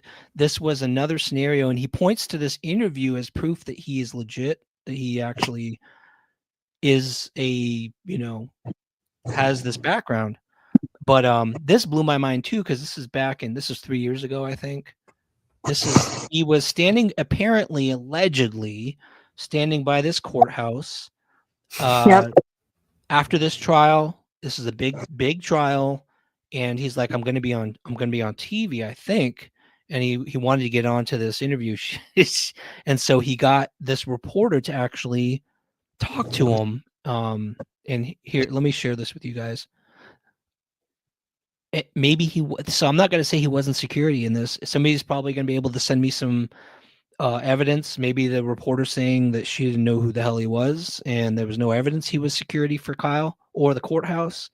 But this is another example of he showed up. He showed up and he got on TV. I am Virginia Allen, the Daily Signal. We are live from Kenosha, Wisconsin. Right behind me is the courthouse where earlier today the jury of 12 found Kyle Rittenhouse not guilty. He was set free, essentially. And on all 5 counts, the jury found him not to be guilty. So I'm here this evening with a gentleman named Ernie Shell. He is executive protection. That's what he does. He's been hired to be here. Did she say executive protection? Yeah, that's his tagline. It's Executive protection. Yeah. That's what he gave her. Yeah. Oh my! Is that actually a thing? Yeah. Kinda, I guess. Like, call it yeah. executive protection. Like, is that? He's claimed he's had evasive driving tactics school and all these different things. And Executive protection. Interesting. yeah. Tell me a little bit about the ruling today. When that verdict came out, that Kyle Rittenhouse was found not guilty, were you expecting that? Yes, I think a lot of people in America was thinking about that and expected what the ruling was not guilty. And the thing about it is, when the weapons charge was threw out, when it was threw out days ago, that was really the glue that held the case together, if you really want to look at it that way. When that was threw out, I mean, that pretty much just showed the forward homecoming, which is not guilty. Well, and behind me, we are looking at an empty courthouse. There's a number of media across the street that are getting their footage, doing their hits. It's quiet, though. It is quiet here in Kenosha right now. Are you surprised by how quiet it is? Well, not really, because we expected this with the amount of police and the way the law enforcement, the presence of law enforcement, and the way they've actually got this cut off with the angles they're using right now, and with the security measurements. I think it's The security measurements. Security measurements. Did you guys catch that? Yeah. Yeah. He does that. He analyzed the Kirk shooting, the security, and how it wasn't very good, and the different. No. I mean, the phrase is security measures. Okay. Oh yeah. Okay. Yes. Yeah. He has a lot of those. I've caught that several times when he talks about security measures. Often he says security measurements. Yeah. I've never understood that. Is that like those malapropisms? I mean, the correct term is security measures. But yes, I don't know. It was weird to me when I heard that too. That's the incorrect term for security measures. Scapegoat too, not a scapegoat. Right, right. Mm-hmm. How do you think security and our police force, the local leaders? Okay. Anyway, this was so basically he took part in this interview. I don't know if he worked his way into it and wasn't security. I think folks will send me some proof that he wasn't security, but that to me was another weird one. Yeah. Well, do you guys want to cover any of the scams? So, real quick before we move on, you also have to think, Ryan, like Ernie has his bounty hunter license or whatever it is. He did at one time have that, and this is some of the issue that we just ran into recently. Is because he had that at one time, and then turns around and all this crazy stuff happens. Instead of him having to go back and retest or redo this, he just automatically gets it because he's had it already. You know what I'm saying? So it just kind of renews for him, you see? But the issue is because it renewed that way, the individuals didn't know that Ernie was basically trying to pull the wool over their eyes and say, no, I'm not a felon, even though he is. I didn't run from the law, even though he did. These individuals didn't look into that because this was just kind of like an automatic renewal, if you will. So, like, I don't want to sit up here and say, no, he didn't have this or he didn't have that, because like I said, at one time, did he have his bounty hunter license or whatever it was called? Yeah, he did, because he went back and got it again. It was falsified, but, technically. Renew. Look it up, though. Right. But I do, let me, real quick, before you move on too much farther, I do want to show you this. We'll focus here. Okay, let's do that. So this is, and I'll read it to you guys. This is a government watch list notice. It says the federal government maintains a list of names, people who may be associated with known suspects or a known suspect themselves or under reasonable suspicion of involvement in an extremist group or terrorist activity. Did you know Ernie Shell's name appears on a government watch list supplied by DOJ, FBI, CIA, or Interpol, or another government agency? You will have access to details associated with this record. Ernie, he's on a no-fly list, or was at one time. I can't tell you if he's still on that no-fly list, but at one time, yes, he was 100%. It says his name is. It doesn't say his name does. It's just if his name. Yeah, well, he was. Like I said, he may not be anymore, but he was. Well, okay. That's why he doesn't fly now.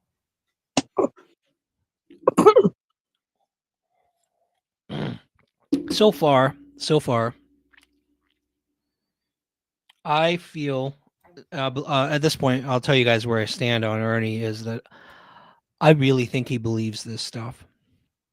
I think he believes what he's pitching. I do. Oh, he 100% does.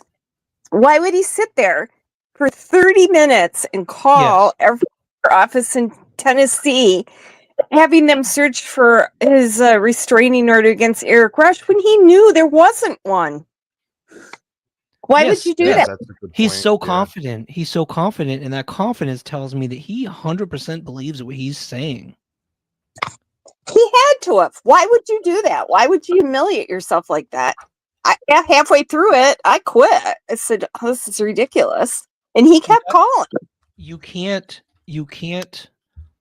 So that's why I'm saying this isn't about attacking Ernie. In my opinion, Ernie's in a state where he believes what he's saying. He believes that he is a super soldier. He does. 100%. Sick. Yes. You can't convince him otherwise. He believes this stuff, you guys. He believes this.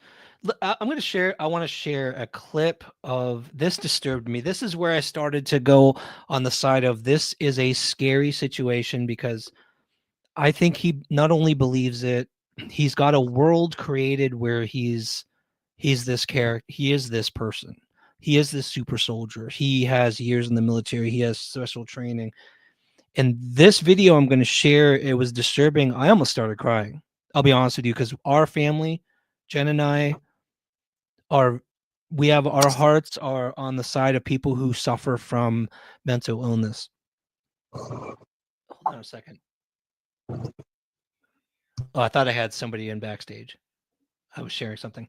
And watching this video in particular made me actually tear up because it reveals a side of Ernie. A lot of these videos I'm going to share, somebody was asking about the highway runs and all that stuff. These videos are things that got deleted quickly after they was live, and then they got deleted. And I don't think many people have seen these. And if you see them, you're going to see a whole different side of Ernie that makes you realize there's this background, there's this whole other story to Ernie's life that we can't hate, we can't be angry at. I believe he is in this world that he believes. That's why he defends himself so violently online, and he'll attack anyone who questions this reality, because the reality is this is his reality, you guys. I believe that 100%. Do you have That's why any? I pass the lie detector test, because he honestly believes this is the truth. It's his world. It's his world. That's a good point. Yeah. I'm gonna share this, you guys. Trigger warning: if you have mental illness or you have family who has mental illness, this was hard for me to watch. I had an uncle who had schizophrenia, and people thought he was violent. People thought he was going to hurt people. He never did, but they were scared of him. And this was a cab he was in with other passengers. It's about a 6-minute video. I want you to watch his eyes. I want you to watch his facial expressions. He was live at this time. This got deleted, but in this case, a creator called Double Mint Twins caught the video, captured it, saved it for posterity. This is revealing to me, and this tells a lot about the story and why it's going to be hard, you guys, to convince him or anyone else that this isn't reality. The guy next to him that he says, "Don't shoot me, don't shoot me." Yes. Yeah. Yes. It is To me, that Lisa, the moment in this video to me was like heartbreaking, because he believed he was at risk. He believed he was going to get. Watch his eyes, and every passenger next to him is a threat. This isn't situational awareness like a military person. This is paranoia and fear. You know, this isn't the only time he's done this, though, right? It's like the third time. He once jumped out of a moving vehicle. Yeah, I've got that too. I've got that too. Trust me. I found them all. I found all of these videos that were deleted, and it's scary to me. It is. This one is the most powerful one in my opinion. And I know Jaded. I know a lot of people are angry because he's done things, and I've heard the stories. He's hurt people. He's scammed people out of money. And that's what happens when people suffer from this stuff, though. They hurt people. And it's not an excuse. It's not an excuse. Genevieve, I was talking to her for like an hour last night, and she's like, you can't make excuses for people just because they have mental illness. But they have mental illness, and you have to take that into account. It's part of the psychology. It's part of their reality. This is what he believes. This is what he'll defend. People are in there arguing about meth. I think he is a meth, but he is a schizophrenic. He's diagnosed schizophrenic, so you can't argue that. Yeah, we'll get to that too. I have some testimony from the family. They talk about that. We'll get to that too. And yes, absolutely. There's a history there that's proven. There's a history there. Again, watch his eyes, you guys. Watch his eyes, watch his expressions. This isn't the type of thing you normally see on his channel. Yes, thank you, Eve. Trigger warning. Here we go.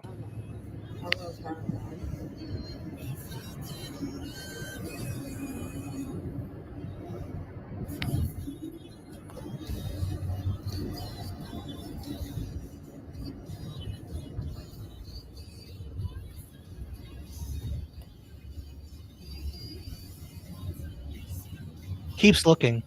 Watch closely his eyes. He keeps looking over at the passenger to the right.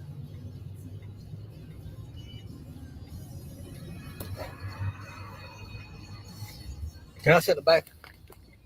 Can I sit in the back? So at this point, he's scared of the person next to him in the front, and he wants to move to the back.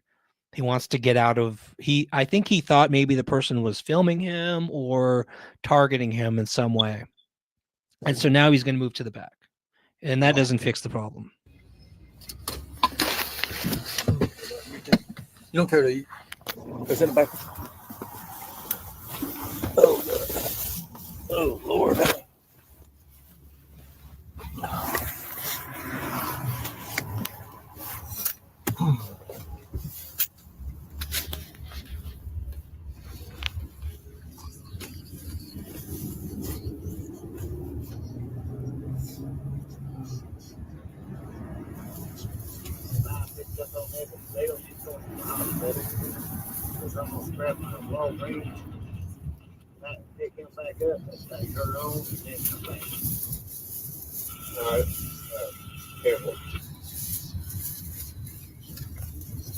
I might fast forward because he sits there for a while, glancing at the guy to the right. He's disturbed. He's disturbed by the person to the right, whatever the guy's doing. He keeps glancing over.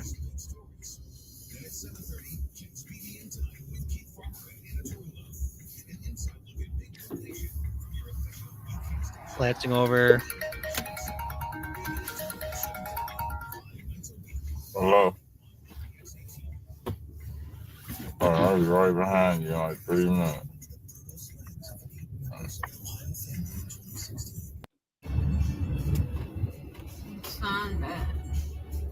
His followers, I noticed, people that are in these lives when he's live, they're like, "Are you okay? Are you okay? What's going on, dude? Are you okay?" Because he's acting strange.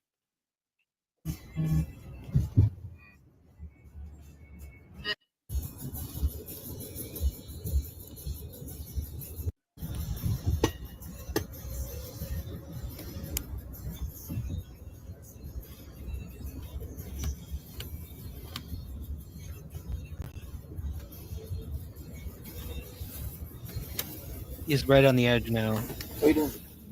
Don't shoot me, dude. I'm ready to fuck on.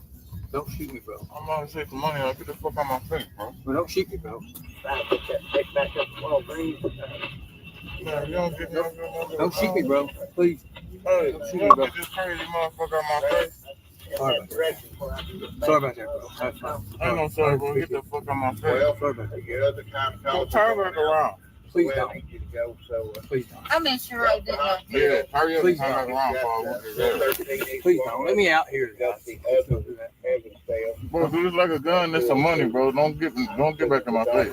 The guy pulled out money from his pocket. I think he said either money or a prescription, and Ernie thought the guy was going to kill him, was going to shoot him. That was his first reaction, like, this guy's going to shoot me.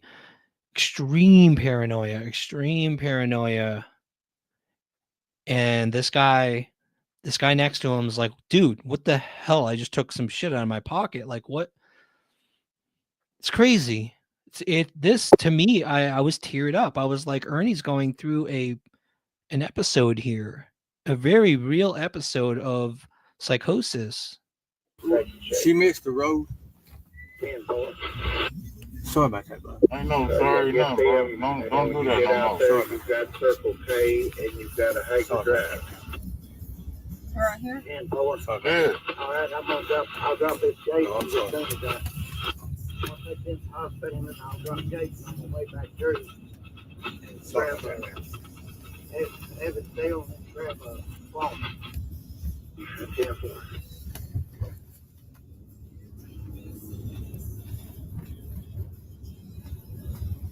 To the right. To the right. So eventually in this one, he gets the hell off he gets the hell off this vehicle. He can't take it anymore. And I think at the end, he gets off. What are you guys thinking? What are your thoughts about this? His mentality, his psychology. Go ahead, Lisa. I'll let you. Ryan. I'm dropping you a couple links in the back chat. Okay. We've got a couple things I got to take care of, so feel free to play those if you like. If you don't, that's cool with me. I'll probably be up a couple more minutes, and then I'll have to jump down. Okay. Yeah, but yeah, go ahead, Lisa. Well, he's diagnosed paranoid schizophrenic, and he's self-medicating. So I mean, that's pretty obvious, I think. I see people are arguing with me. Yeah, he is definitely a meth, but he's also a paranoid schizophrenic. So that's not a good mix. Having psychosis or any mental illness, yeah, taking meth, not just meth, but like things like acid can trigger any dormant psychological disorder. It can be bad. Drugs are not good if you have an issue. Yeah.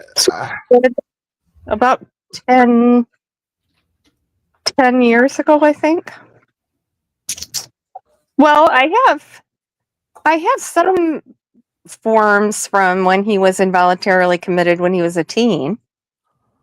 To But prove what, Angel Wings, this is a good question though. To prove what, the meth or? I don't want to get into that. But do I have legal documents to prove that? I'm not going to show his medical papers if that's anything. Well, we have. I have a FOIA that states Ernie at the time of his accident was on something and refused a drug test. So I mean, there's that. There is also testimony from his family. I believe they mentioned that. I think. Mm-hmm. Well, his family, friends, and everybody that knew him said he never touched drugs or drank until Shelby's trial in 2019. After he did that, that's when he started using drugs.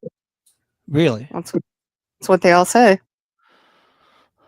I didn't know Mummy T in your chat also brings up a good point. He has been arrested with needles on him before. I have that. I'm pretty sure, actually, it would take me 2 seconds to pull it up, but I'm pretty sure I have that, where they was basically like they got him and he said he was using the needles for masks or something like that. Well, no, he said he was using the syringe to paint or glue. It didn't have a needle in it. It was a hypodermic instrument. I FOIA'd that. So remember, it didn't have a needle or anything like that. Yeah. Actually, that recent arrest, I know they found the arrest record. They found a bag of what was it? Badges? Were there needles found in that case? I don't believe so. No. Just a bunch of badges, right? Yeah, it was basically a tactical equipment. Tactical gear. Yeah, that's right. Yeah. This one was equally disturbing, you guys. This is one of, if you type in YouTube, Ernie Shell highway runs, like these researchers have documented all of this stuff. I don't think many people have seen it because I think this one has like 500 views. Again, this is a deleted live. He was live at the time. He got tased. The law enforcement had to tase him. And again, he's paranoid. He is running from them. He's like, don't shoot me. Don't shoot me. And again, this was heartbreaking to me. I'm not going to say this isn't a great video. This is a side. You don't see that on his channel. You don't see this usually. It gets deleted. There's only 775 views. This is a side of Ernie's life that you guys, like, you just don't get to see. You don't see it with all the talk of being a super soldier and saving children. There's a side of his life that is heartbreaking to me to see this scenario, the Uber scenario, and this one. It's crazy to me. It's crazy to watch this video. Ernest, listen, calm down, okay? I didn't do nothing. Okay, listen, they're gonna help you. Just listen to them. Listen to what they're telling you, okay? I got it on Facebook Live. Okay, that's fine that you're on Facebook Live, but listen to what they're telling you, okay? They're shoot me for nothing. Okay, listen, I need you to be calm. I didn't do nothing. I understand you didn't do anything. Listen, if you want them to believe you did not do anything, I need you to listen to me, okay? I didn't do nothing. I need you to listen to whatever they're telling you. Look, I'm smarter than that. And I understand what y'all doing. Ernest, I need you to listen to them. He said, do you remember me? That officer right there said, do you remember me? I don't know who is the officer. Please tell me. He asked me. Okay, there's Deputy Payton out there and Deputy Carter out there. Who? Deputy Peden and Deputy Carter. Who's Peden? Ask him who's Peden and he'll tell you. No, please, I can't. I didn't do nothing, guys. They're gonna kill me, guys. On Facebook. They're not gonna kill you. Listen. Yeah, they are. They're gonna say I done something, guys. I didn't. Trying to get you to cooperate and listen to what they're telling you. They're trying to keep you safe, Ernest. You're gonna get hit. You're gonna get hit on the interstate if you don't listen. Listen, I told the dispatcher guys on Facebook that there's a knife somebody put under the car. It wasn't me. I didn't do it. They're gonna shoot me. They're not gonna shoot you. I need you to listen. They're coming Ernest, to kill me. He said, "You remember me." He said, "You remember me." Ernest. He said, "You remember me." Ernest, he said he remembered me. I don't know where. Yes, it is. Please don't do this to me. I didn't know. Listen, and I believe you, but I need you to be calm and listen to what they're saying. They don't want you to get hit by a car on the interstate. I know that. There they are. Right there. So we are Charlie. I think they tased him in this situation.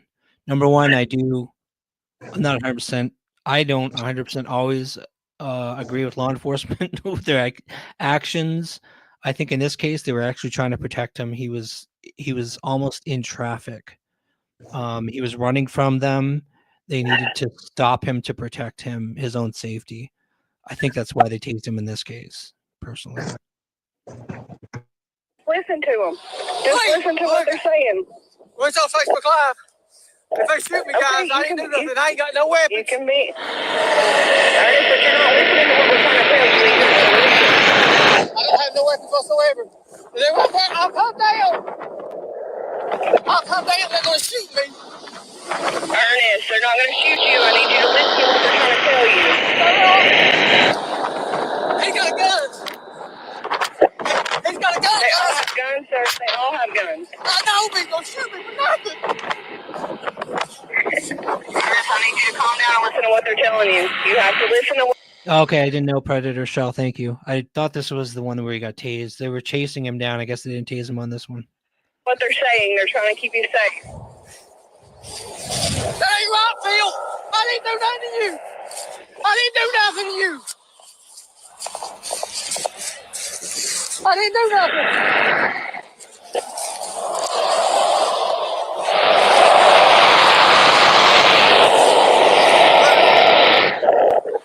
Okay, listen, are you going to calm down now? I'm calming down, but why can't they give me a different... Okay, take some deep breaths, okay? Listen to what they're saying. This woman, I got to tell you guys, this woman, probably one of the best 911 dispatchers I've ever heard. She's actually trying to be sympathetic and calm him down. They're trying to protect him. They're trying to protect him from running out into traffic, from hurting himself or hurting other people. And he's having an episode here. He's having a psychotic breakdown here. To you, they do not want you to get hit by a car. That was it for that one. To me, that's heartbreaking. The thing at Phil's happened right before that. And that's why he's saying, Phil, I didn't do anything to you. Because the cops came to Phil's house. And that was right before this. Okay. Mm-hmm. So he's going to get me and all this. And the cops are telling him, okay, no, they're coming to get me. And he said, if we have to come back here, we're going to take in. Okay. Whew. Oh man. There's one more. This one is the tasing one, you guys. This one is probably just as hard to watch. Again, I'm going to stop this share the next one. And the only reason I'm sharing this is because most people haven't seen this. Most people see only what's on the channel. They only see the character. This is real life. This is his life. This is what he's going through. This is 1 year ago. Yes, multiple trigger warnings. One more, and we'll get to some other stuff.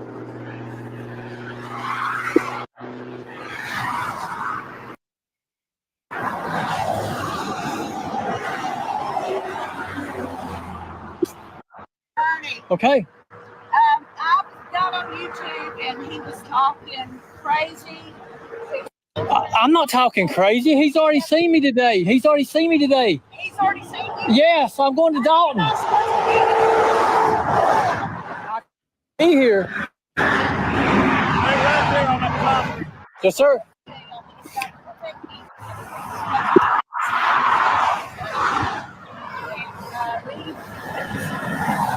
Wow.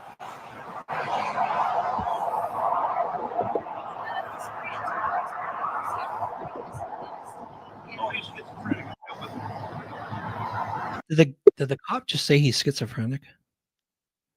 Well, they know they've had previous episodes with him. Oh, okay.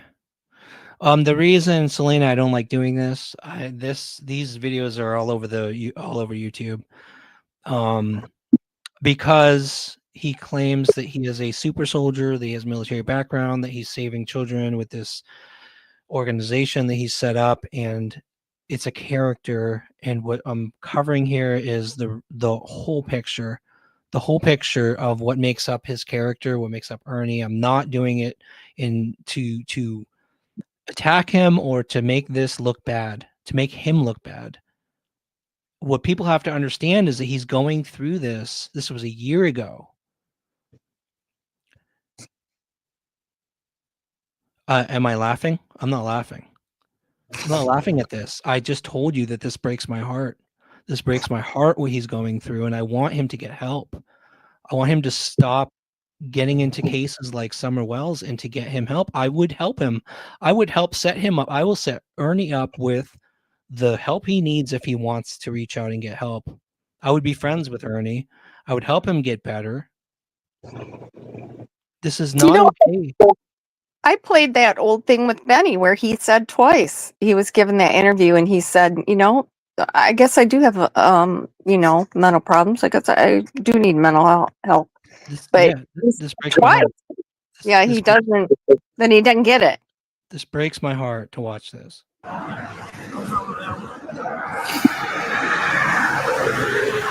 You've already seen me.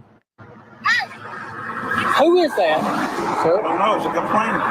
We didn't have the phone. Don't kill me, please. Don't kill me. And don't shoot me. Can I turn it off? Can I at least turn it off? Don't shoot me. No. That's why I would like to be able to get your arm real still and we'll take your blood pressure again, okay? I think he just got tased, actually. That was the title. I got off on the taser. I don't know. We didn't see the Shelby part. What's that? We didn't see the Shelby Shell's going to shoot me part. Is that what he said in this one? Yeah. Well, he says it might not. I don't know. Is it in that one? Yeah, he said Shelby Shell's going to shoot me. They said Shelby's in prison, Ernie. I think right. That's the way it's taken. Hey, man. Look, I haven't committed a crime. I haven't committed a crime. I haven't committed a crime. I haven't committed a crime. I can't sit down. I can't sit down. But I haven't committed a crime. I really haven't committed a crime, though. I haven't committed a crime. I'm not going to get hit, I promise. Please. I haven't done nothing wrong. I haven't done nothing. Look, you can see it. I'll stop. I'll stop. I'll stop. See, he says walking off. Please don't. I haven't done nothing, guys.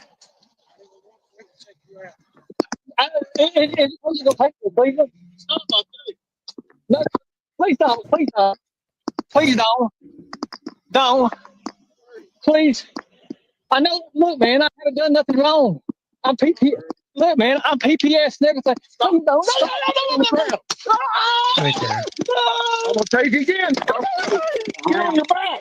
Turn over. Get on your back. I'm gonna take Turn you over. again. Turn over. Get on your back. Okay, I'm on my back. I'm on my back, sir. He's gonna be the one shooting me, ain't he? Get on your back. Oh, God. He's gonna shoot me. 4, 2, 4, 5 starts with you. No. He's gonna shoot me. No, please don't hit me with that, please. Get on your back. Okay, get on the back, please. Get on the back. My hands are behind my back, Ernie. Shelby Shell, my arms are behind my back. Shelby Shell's gonna shoot him. Oh yeah, he did say Shelby's that. in prison, Ernie. He can't shoot you, buddy. He's in prison. Wow, Lisa, I missed that the first time I watched it. I didn't realize he said that. That's crazy. Yeah. While Yeah. Shelby's in prison. Yeah. Shelby haunts him. He does. He really does. You're right, Lisa. Shelby really does haunt that man. And rightly so. Mm-hmm. Yeah. So I don't know. This to me, these videos, and there's a bunch of other ones on YouTube. Like I said, it's a side of his life that you don't see, that he doesn't present on the channel when he's creating this character. He admitted to me that he's creating a character, and creating a character. You know what, you guys? There's nothing wrong with creating a character on YouTube. Like a lot of creators I talk to, I'm myself. Like what you're seeing now is what I'm on my videos. There's nothing wrong with other creators. Like I've watched them. I've done a collab with other videos with other creators. They change their personality. They act different. It's what they think their viewers want to see. There's nothing wrong with that. If you want to create a character that wears an alligator cowboy hat and is a bounty hunter, the stopping point where you can't lie. You can't like make up especially when it comes to military background, stolen valor. I got to tell you, veterans take that seriously. Veterans take, when you say you have military background, you better damn well have what you say. Veterans start taking notice because that's hard earned. Those people have bled in wars and they suffered in their military service. And when you start saying that you have that service, you have that background, you can't do that. You can't make up things. That's not creating a character. That's literally lying to your viewers. It's okay to create a character.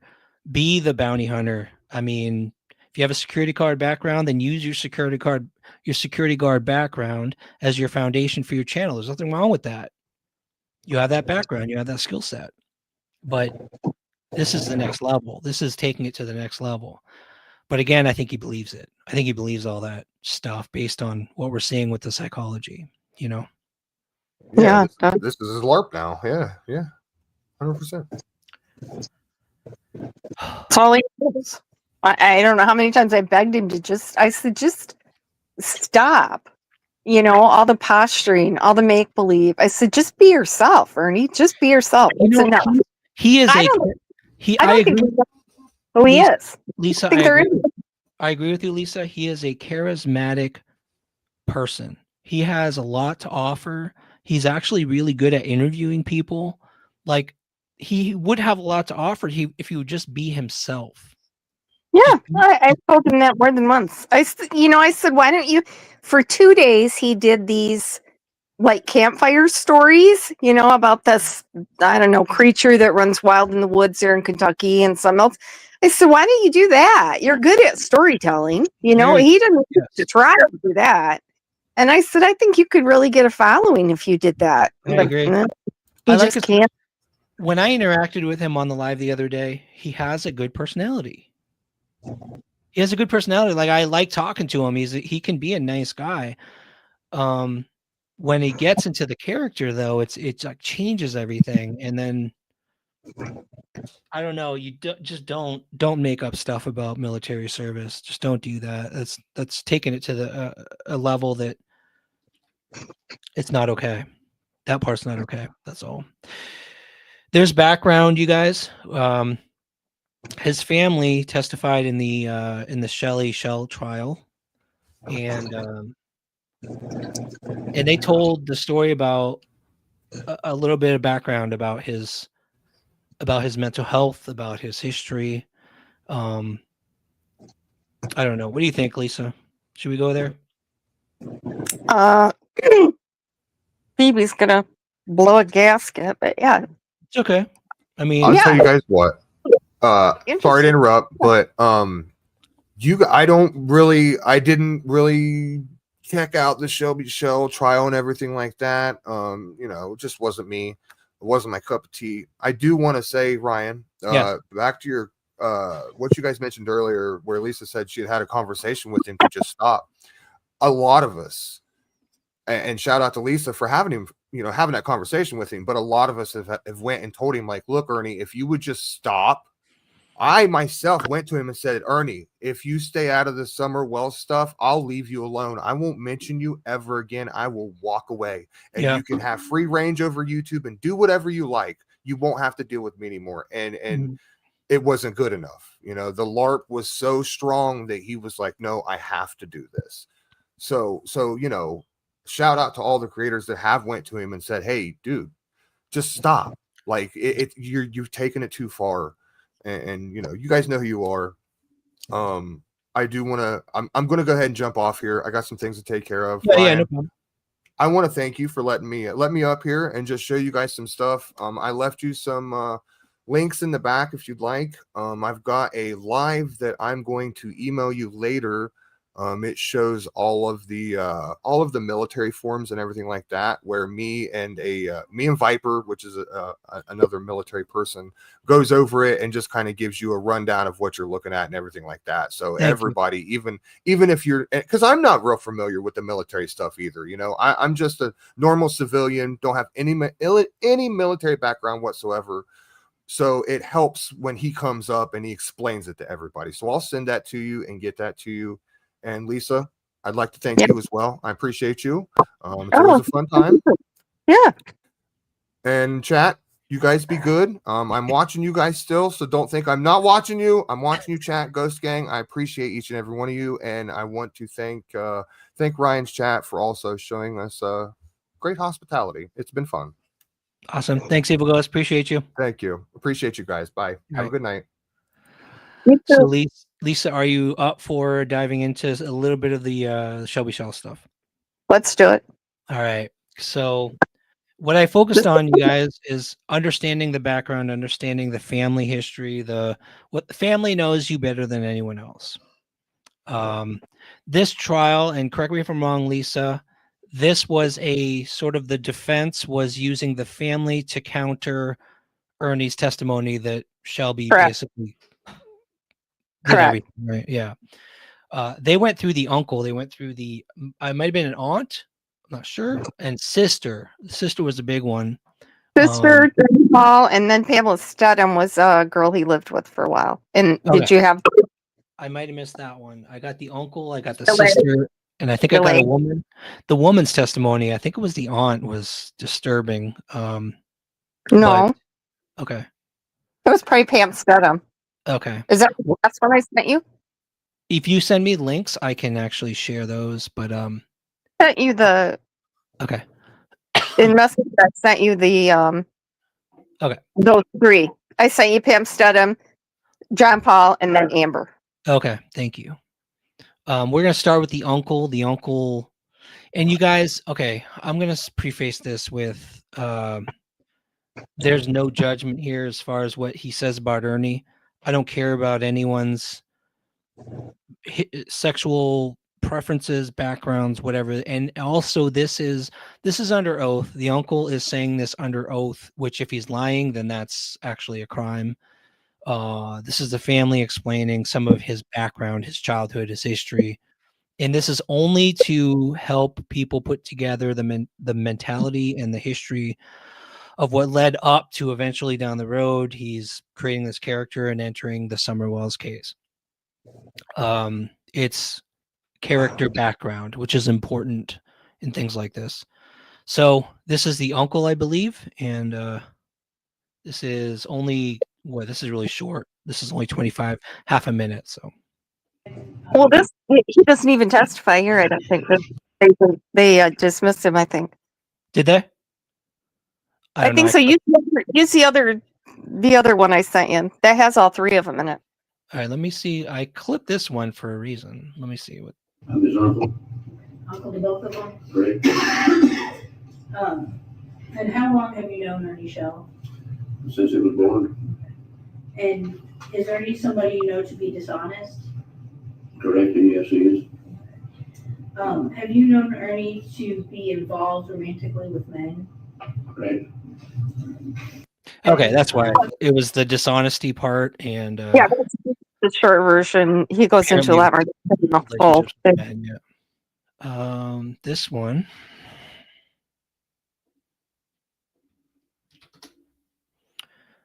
I think this is the woman. Let me pause this here. Do that last link I sent you where I said it's Pam, John Paul, and Amber. Okay. That's all on one video. Trigger warning.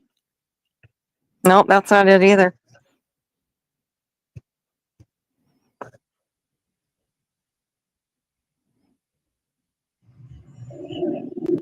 Oh, this is Lucinda Lay. Okay, she's not on the other one. What's that? This is Lucinda Lay, his girlfriend at the time. She's not on the other one. Girlfriend. Okay, got it. Yes.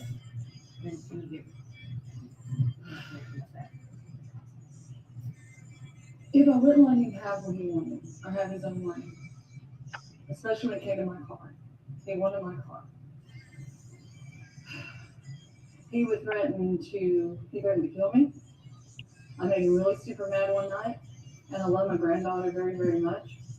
She was very small. She was only 2 or 3 years old.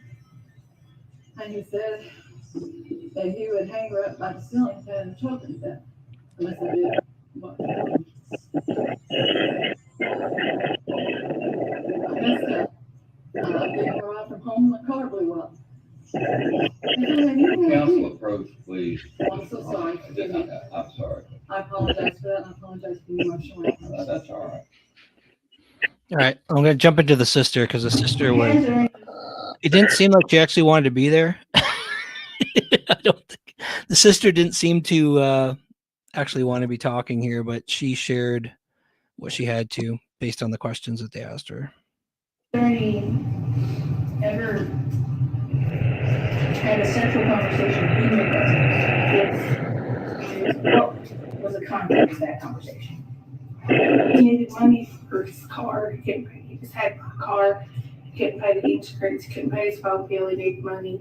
He was on the phone with another guy, and the guy asked him to do stuff, pretty much for money. Has he ever had a conversation like that with Jimbo or James Collins? Objection.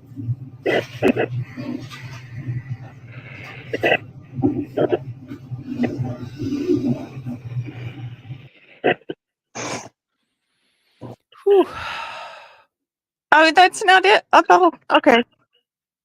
Play that. Final game, folks. This one wins the series. Struck out with the cheap seats. Important things aren't worth compromising. As farmers, I wish the sound was better. Play that. Play the sound one. Oh, okay. So you've known her your whole life, and what is his reputation for truthfulness in your community? Oh, very poor. Feel free to give me an example. Oh, Lord, he went from being bounty hunters to fugitive recovery agents to investigators to all kinds of stuff. That he's never did. To your knowledge, is Ernie a man who has sex with other men? Have you ever witnessed one of those sex acts? He was staying at my house for a while, and he was on speakerphone in the room beside of my room talking to another guy about sexual relations for money. Would he ever use the term, would he have asked someone, I hate I'm trouble saying this, but would he have asked someone to suck his dick? Has he ever had that? Objection, not leaving. And it's speculation. So anyway, let me see what you sent me, Lisa.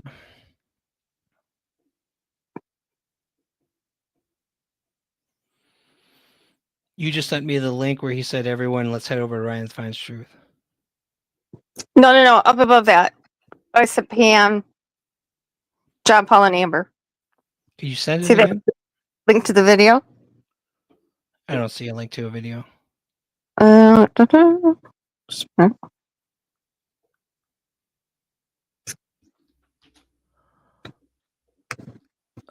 Let's see. Here's another one.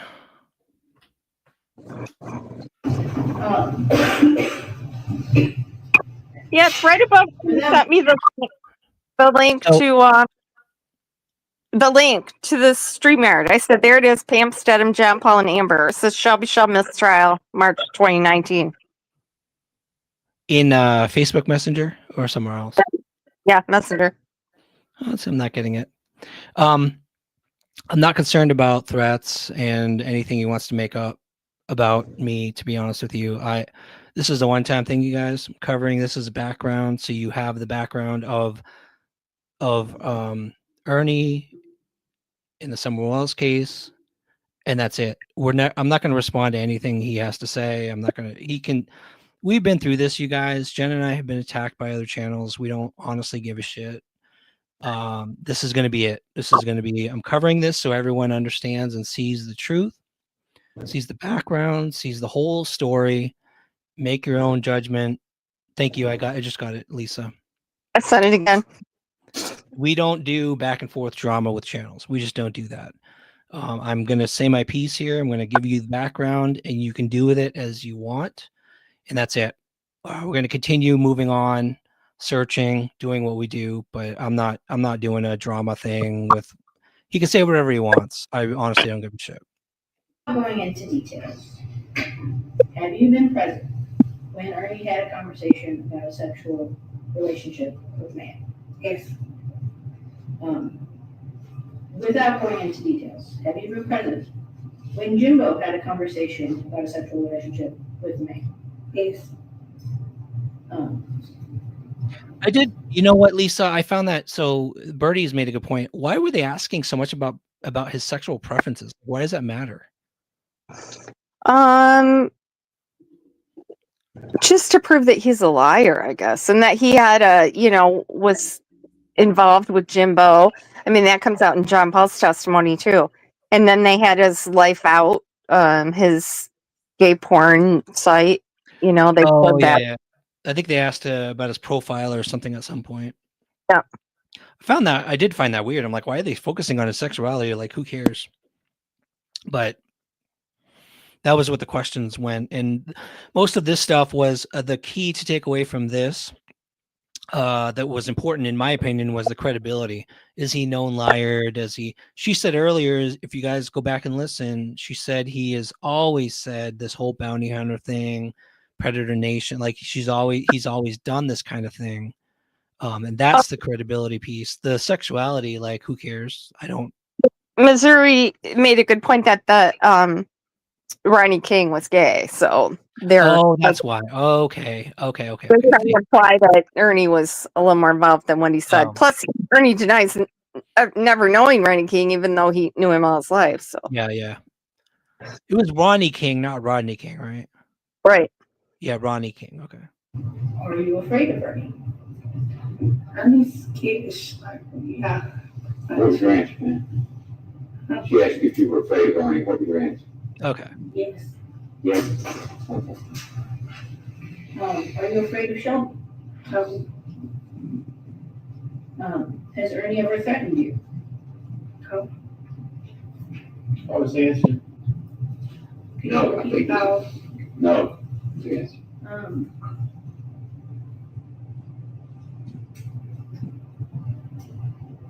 Have you ever been in the presence of Ernie when he was going to a mental health appointment or psych?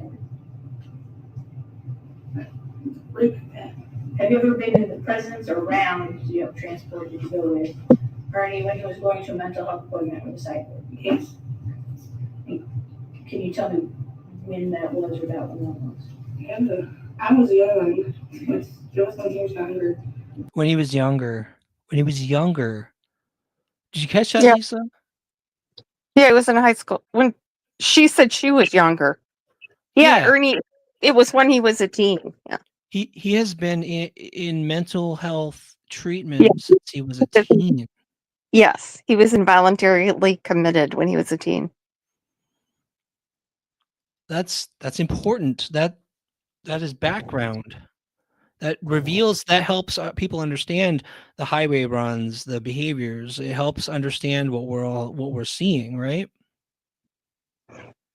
Yeah. Years ago, I don't know exactly. I can't tell you exactly. I don't know.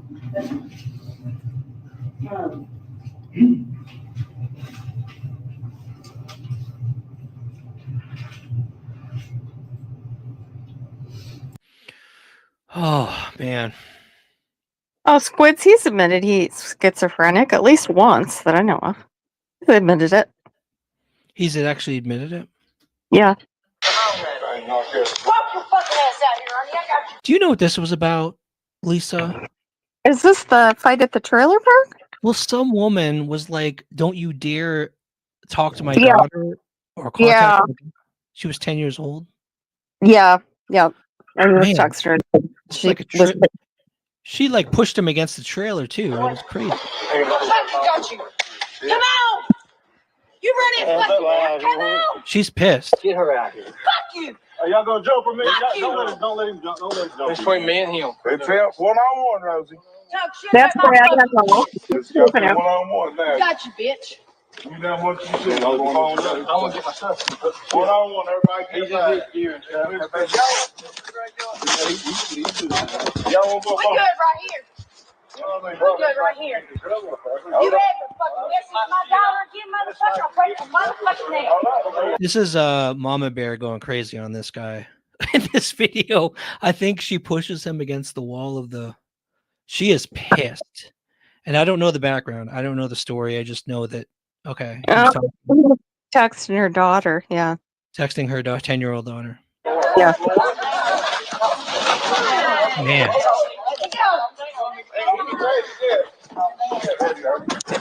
I read this shit. One-on-one, Rosie. Hey, what's from my fucking car now? Get away from my car. Come here, Johnny. Get away from the car. Get him over here. okay. Oh, the guy kicked him into the wall. I didn't realize. I thought it was the woman. The trailer skirting. Yeah. This scene was like from Trailer Park Boys. It was like straight out of Trailer Park Boys. It was a bunch of people fighting in a trailer park. I'm like, what the hell is going on here? And I didn't know the background. Okay. Truth. That info is on Crack 40 TV. Okay. Get away from the car. Hang really. You ever message my daughter again, motherfucker? I promise you message my daughter again, Ernie, I'll break your goddamn neck. Speak about her again. Take the real fucking pussy talk shit to a fucking It don't matter. kid. Either way. You ain't fucking see your kid, motherfucker. I didn't know if she said I did. Ernie. Tell me I'm fucking lying. Cool. Call my daughter a liar. You said you shouldn't have took care of me and my shit kid. What's going on now? You don't ever think fucking about me. Man, he's gotten into like. What in the world, Lisa? Did you know about all? I'm assuming you already knew about all this. Oh yeah. Yeah. Yeah. It's what in the world? Yeah, he gets the shit kicked out of him too. Till they stop the fight, let him regroup. I don't know. All right.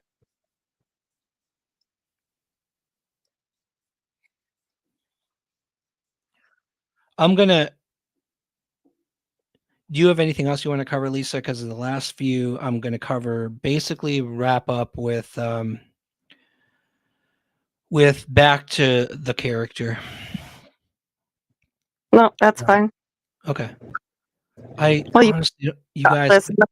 All those medical scams, his cancer, his hemophilia, his liver failure. I don't know if you want to get into all that. Well, they sent me a list of 15 different scams. Yeah. And I ended up playing so many videos here. I think Evil Ghost gave up. I think he had a bunch of stuff, but I ended up kind of covering the whole military background thing with other creators' videos. But we can cover some of those scams if you want. Well, you could do a part 2. I don't know if I'm going to cover Ernie again. Honestly, he's going to spend the next 5 months threatening me and probably getting other channels to. He's threatened to kill me at least twice. Yeah. So. Well, I don't think we're going to do a follow-up on Ernie.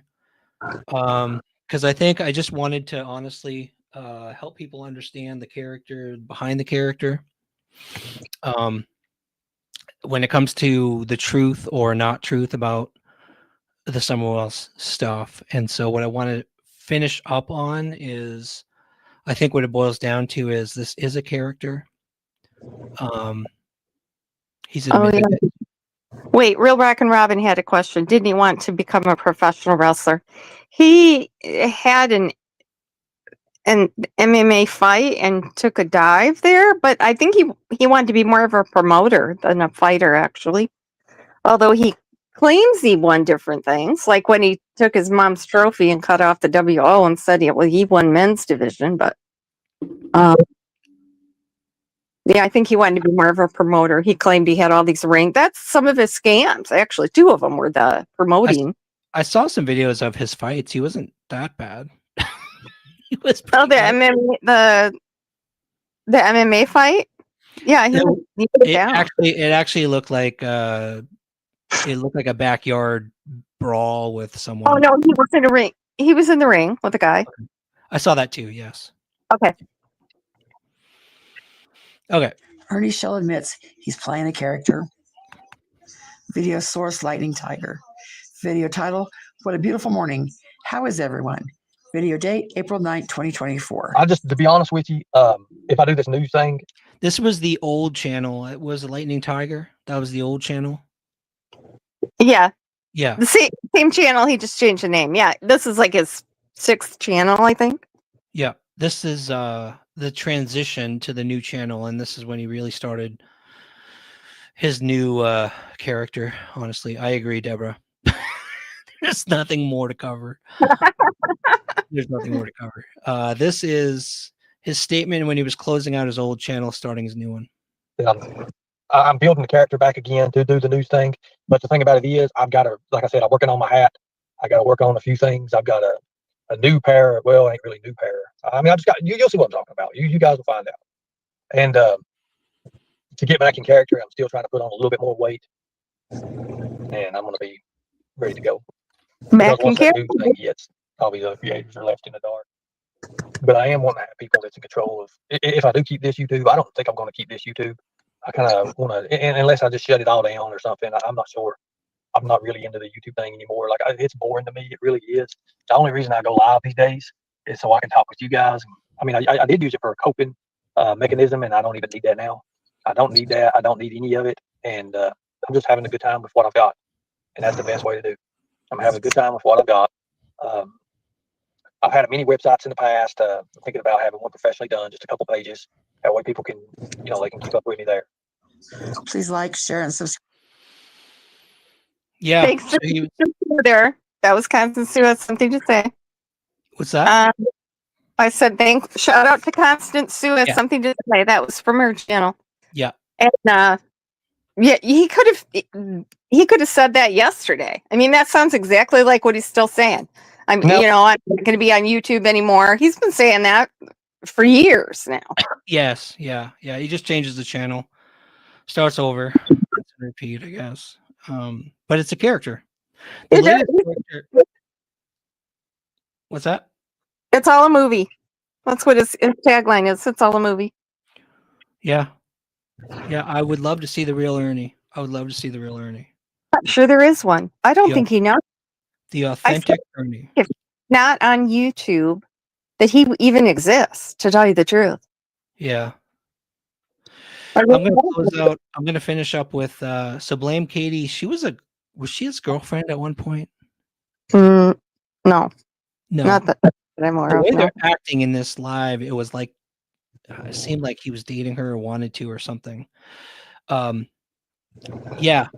She gets him to admit that he committed stolen valor, but it kind of came across a little bit like a joke, sort of. Have you seen this, Lisa? That's not Ernie up there, though. It will be. Okay. Jesus. It's exhausting. Ernie, come back. Yeah, I know, Bird. I know how it is, buddy. Well, you'll figure it out sooner or later, Ernie. Maybe one of these days I will figure it out, but I don't think I will, Bird. So can you tell me a little bit about the lawsuit that you're bringing? What lawsuit? I thought you were bringing up a lawsuit against boat industries. Yeah, I might have to do a little bit, but you know how it is. Yeah, I thought you were going to bring a lawsuit up against them for I'm what was that? trying right now. Oh yeah, Really you're not getting your medication. No, the medication, I've not been taking it, not been getting the good stuff. Okay. You know, it's hard. I'm telling you, I don't know what I'm going to do these days. Getting out of jail, 15 days out, and Where is Howard? okay, I had to growl at it. Sometimes it just obeys. Fuck you, Oh, wait. bitch, and go. Police, great guy, great person. Hold on a Where is minute, let me shut this dog up. Where is Howard? Okay, I had to growl at it. Sometimes it just obeys when you growl it. Hold on a second, it's being mean again. You want to talk to it? Hold on. What else? Bye, Ernie. Oh, you're going to do me that way in front of the people now. Watch how she does. I'm answering questions. But you know what? My answers is not good enough for her. I don't know what else to do. I mean, I guess I'm just burning at the stake here. I get to burn at the stake. Okay, I understand. Ask your question. I don't really have a question. Well, what's wrong? You sound like you're hurt or something, like you're disappointed or something. Is that what it is? Okay, I'm gonna admit it. What do you want me to admit? I'll admit. I am stolen. I am stolen and Nolan and Valor. Okay, there you go. There you go. Stolen Valor all the way. Right here. Right here it is, folks. I'm admitting it. Stolen Valor. Stolen Valor. There you go. Is that what you want to hear? Now everybody leave me the fuck alone. Right? I can do what I need to do. That's what you wanted, right? That's exactly what you wanted me to say. Okay, I'm stolen valor. Good deal. Now what are we gonna go to? I am going to tell you to fuck off, and you are a disgrace to America. Go ahead. Sorry. Oh, I had to close out on that one because Katie was like, yeah. She was done. Was that a confession? Was that a confession? No. Because he could say it was a joke, right? Yeah, he wasn't really. No, he was just being flippant with it. Yeah, like, you want to hear it? Fine. Yeah. Okay. Yeah, I did it. Yeah. Okay. Yeah. Right. Yeah, I don't know. So, oh, you guys.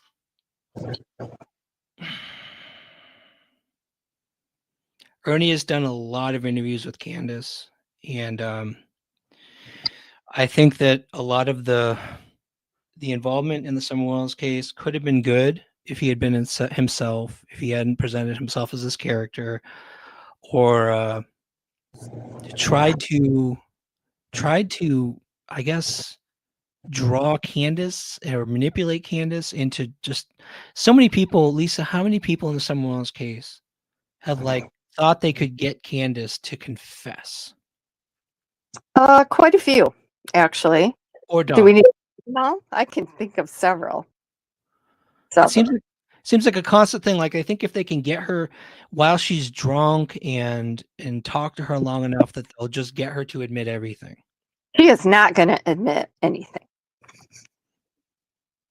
That's a fact. Yeah, I mean, guilty or not, who's gonna just outright say, "Okay, on YouTube, yep." He keeps saying that she said, "Oh, in 2 days, I'll tell you everything." No, she didn't. She said she wanted to go, and she said, "Well, give me 2 days. We'll talk in 2 days." She didn't say she would tell him anything. And when she was gagging there at her fishing spot, I kept telling, I know where that is, and she's surrounded by people. She was with Dee Dee, and they were digging a fire pit at the campground.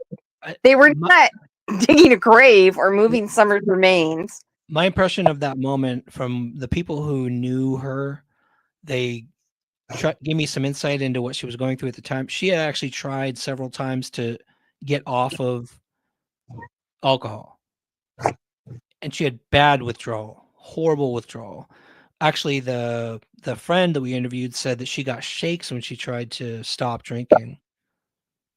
And so that was either withdrawal or it was a horrible hangover. She was gagging like crazy, like she was She'd been drinking that day. She had been drinking quite a bit. So And even the digging, people are like, "Oh, that sound is the shovel going into the ground." It didn't sound like that to me. It sounded like something just slamming. But they were digging a fire pit. Yeah, well, yeah, she wasn't moving Summer's remains. I said they're surrounded by people, for crying out loud. They're right by building. There's no grave there. I mean, on live. That's all these signs and symbols and imaginary scenario.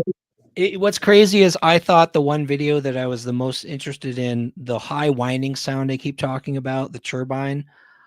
Yeah. As I was researching Ernie videos, I realized it wasn't even an Ernie interview. It was a live that Candace went on, and it was dark.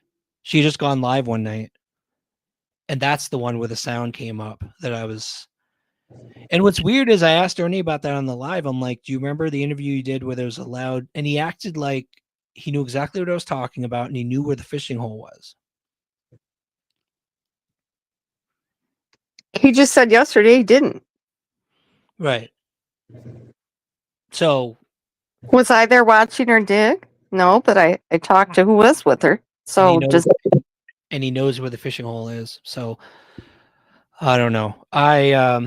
This was my deep dive into Ernie. I went on, I found all these researchers, and I got to tell you guys, I'm going to try to post as many of the links in the description to all of the researchers. They've been on this case. They've been researching this stuff. Lisa's one. She takes part in that community too. She's been doing a lot of research into Ernie, as you've seen on her channel. I'm going to try to post as many links as I can to these folks. They've been pulling FOIA requests nonstop. They honestly don't get many views, and I wish they got more, because it's truth that they're bringing out versus a character versus like drama and all that kind of stuff. So I appreciate your work, Lisa, and Evo Ghosts and everyone else who just tries to get to the truth and understanding through evidence and court documents and everything else.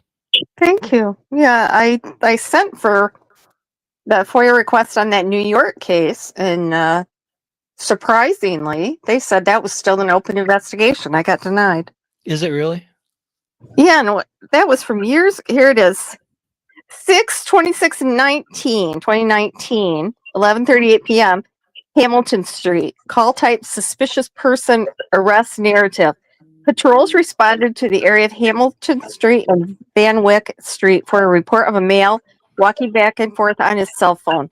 Patrol units located 39-year-old Ernie Shell at Corbin, Kentucky. After investigating, Mr. Shell was arrested for criminal possession of a weapon in the 4th degree. That was a baton, I believe, and possession of a hypodermic instrument. Mr. Shell was released on his own recognizance. So that was in 2019. I can't find any court appearances, any documents, anything on that. So I sent in a FOIA request, and they sent it back and said it's denied because it's still an open investigation. Yeah. That's just crazy. There are some things that do concern me about the Summer Wells case, his involvement and close involvement. I think in some cases, even in person on the property. I don't want to get too much into rumor. I don't want to even get into rumor. Genevieve, I should have mentioned her early on. She's kind of an OG of Ernie Wells. She's been Ernie Wells. Yeah, that's rich. Ernie Shell. I don't know about knowing anything, but I think I am concerned. I am concerned about some things, some evidence potentially. Genevieve, and I'm not going to share details, Genevieve, but she has some information on some of the things he's talked to Candace about, potentially some places he's gone, and that could involve evidence. That's a piece I might follow up on, because if there's evidence related to the case, thank you, Real Rock and Robin, you're amazing.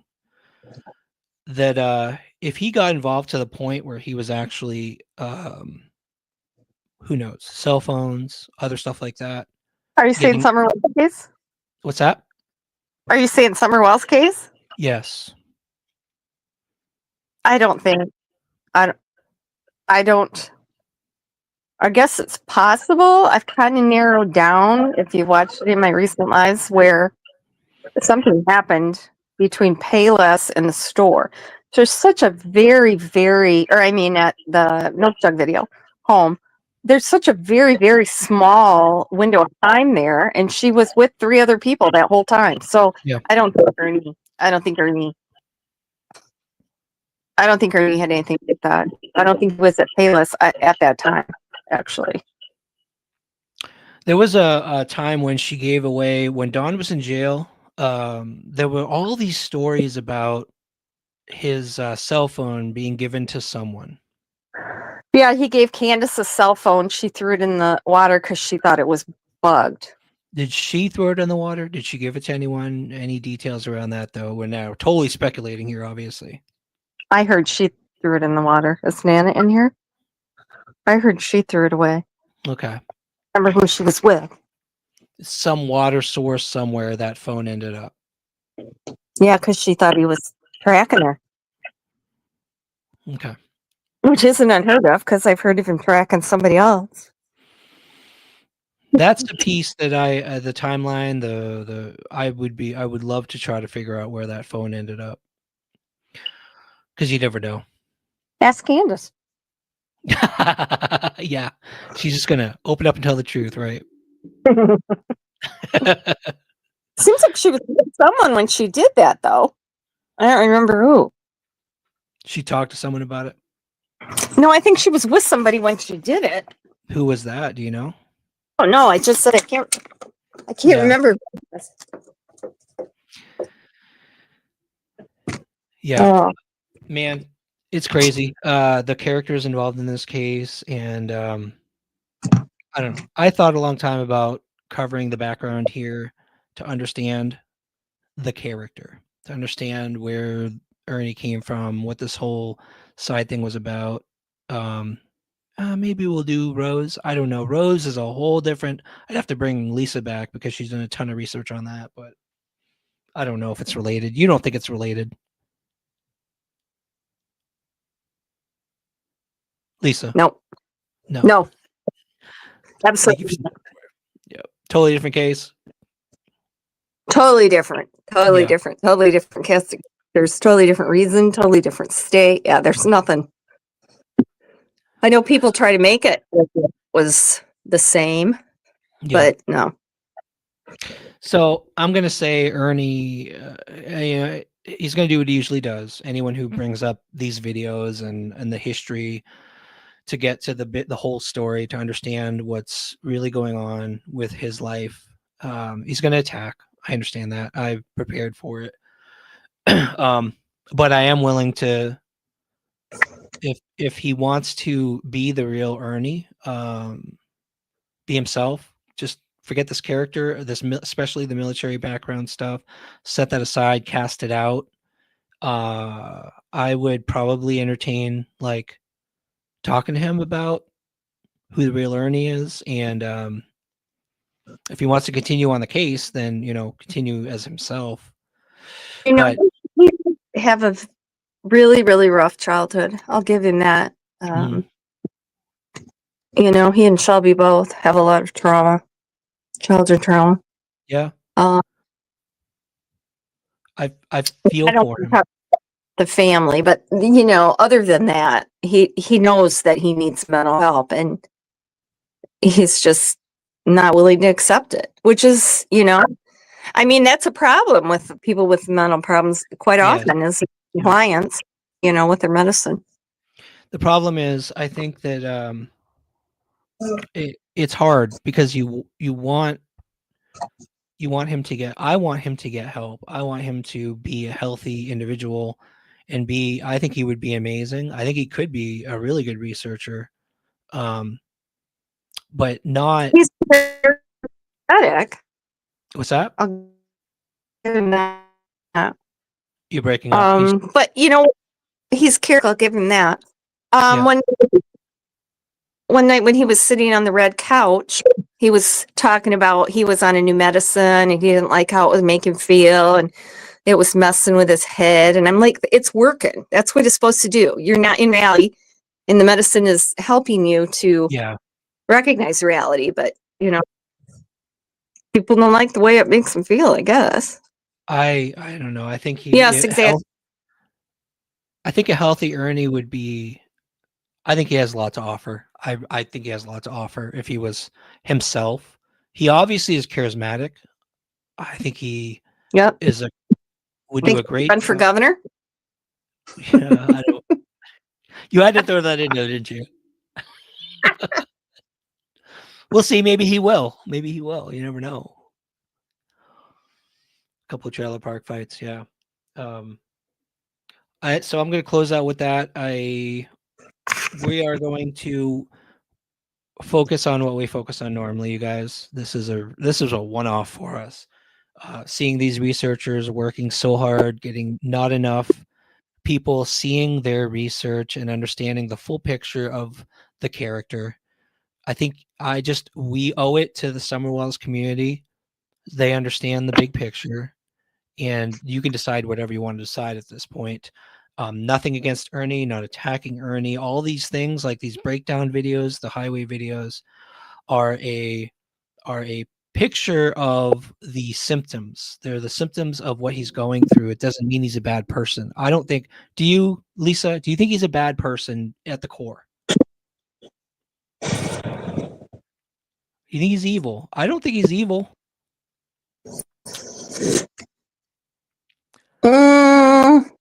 Long pause. At times, for things, absolutely. He does some diabolically evil things to people on purpose, fully aware of when. I don't. Maybe that's where we disagree. I don't think he's fully aware. So I just don't think he's fully aware. It's not an excuse. Mental illness is not an excuse, obviously, but I just don't think he's aware fully.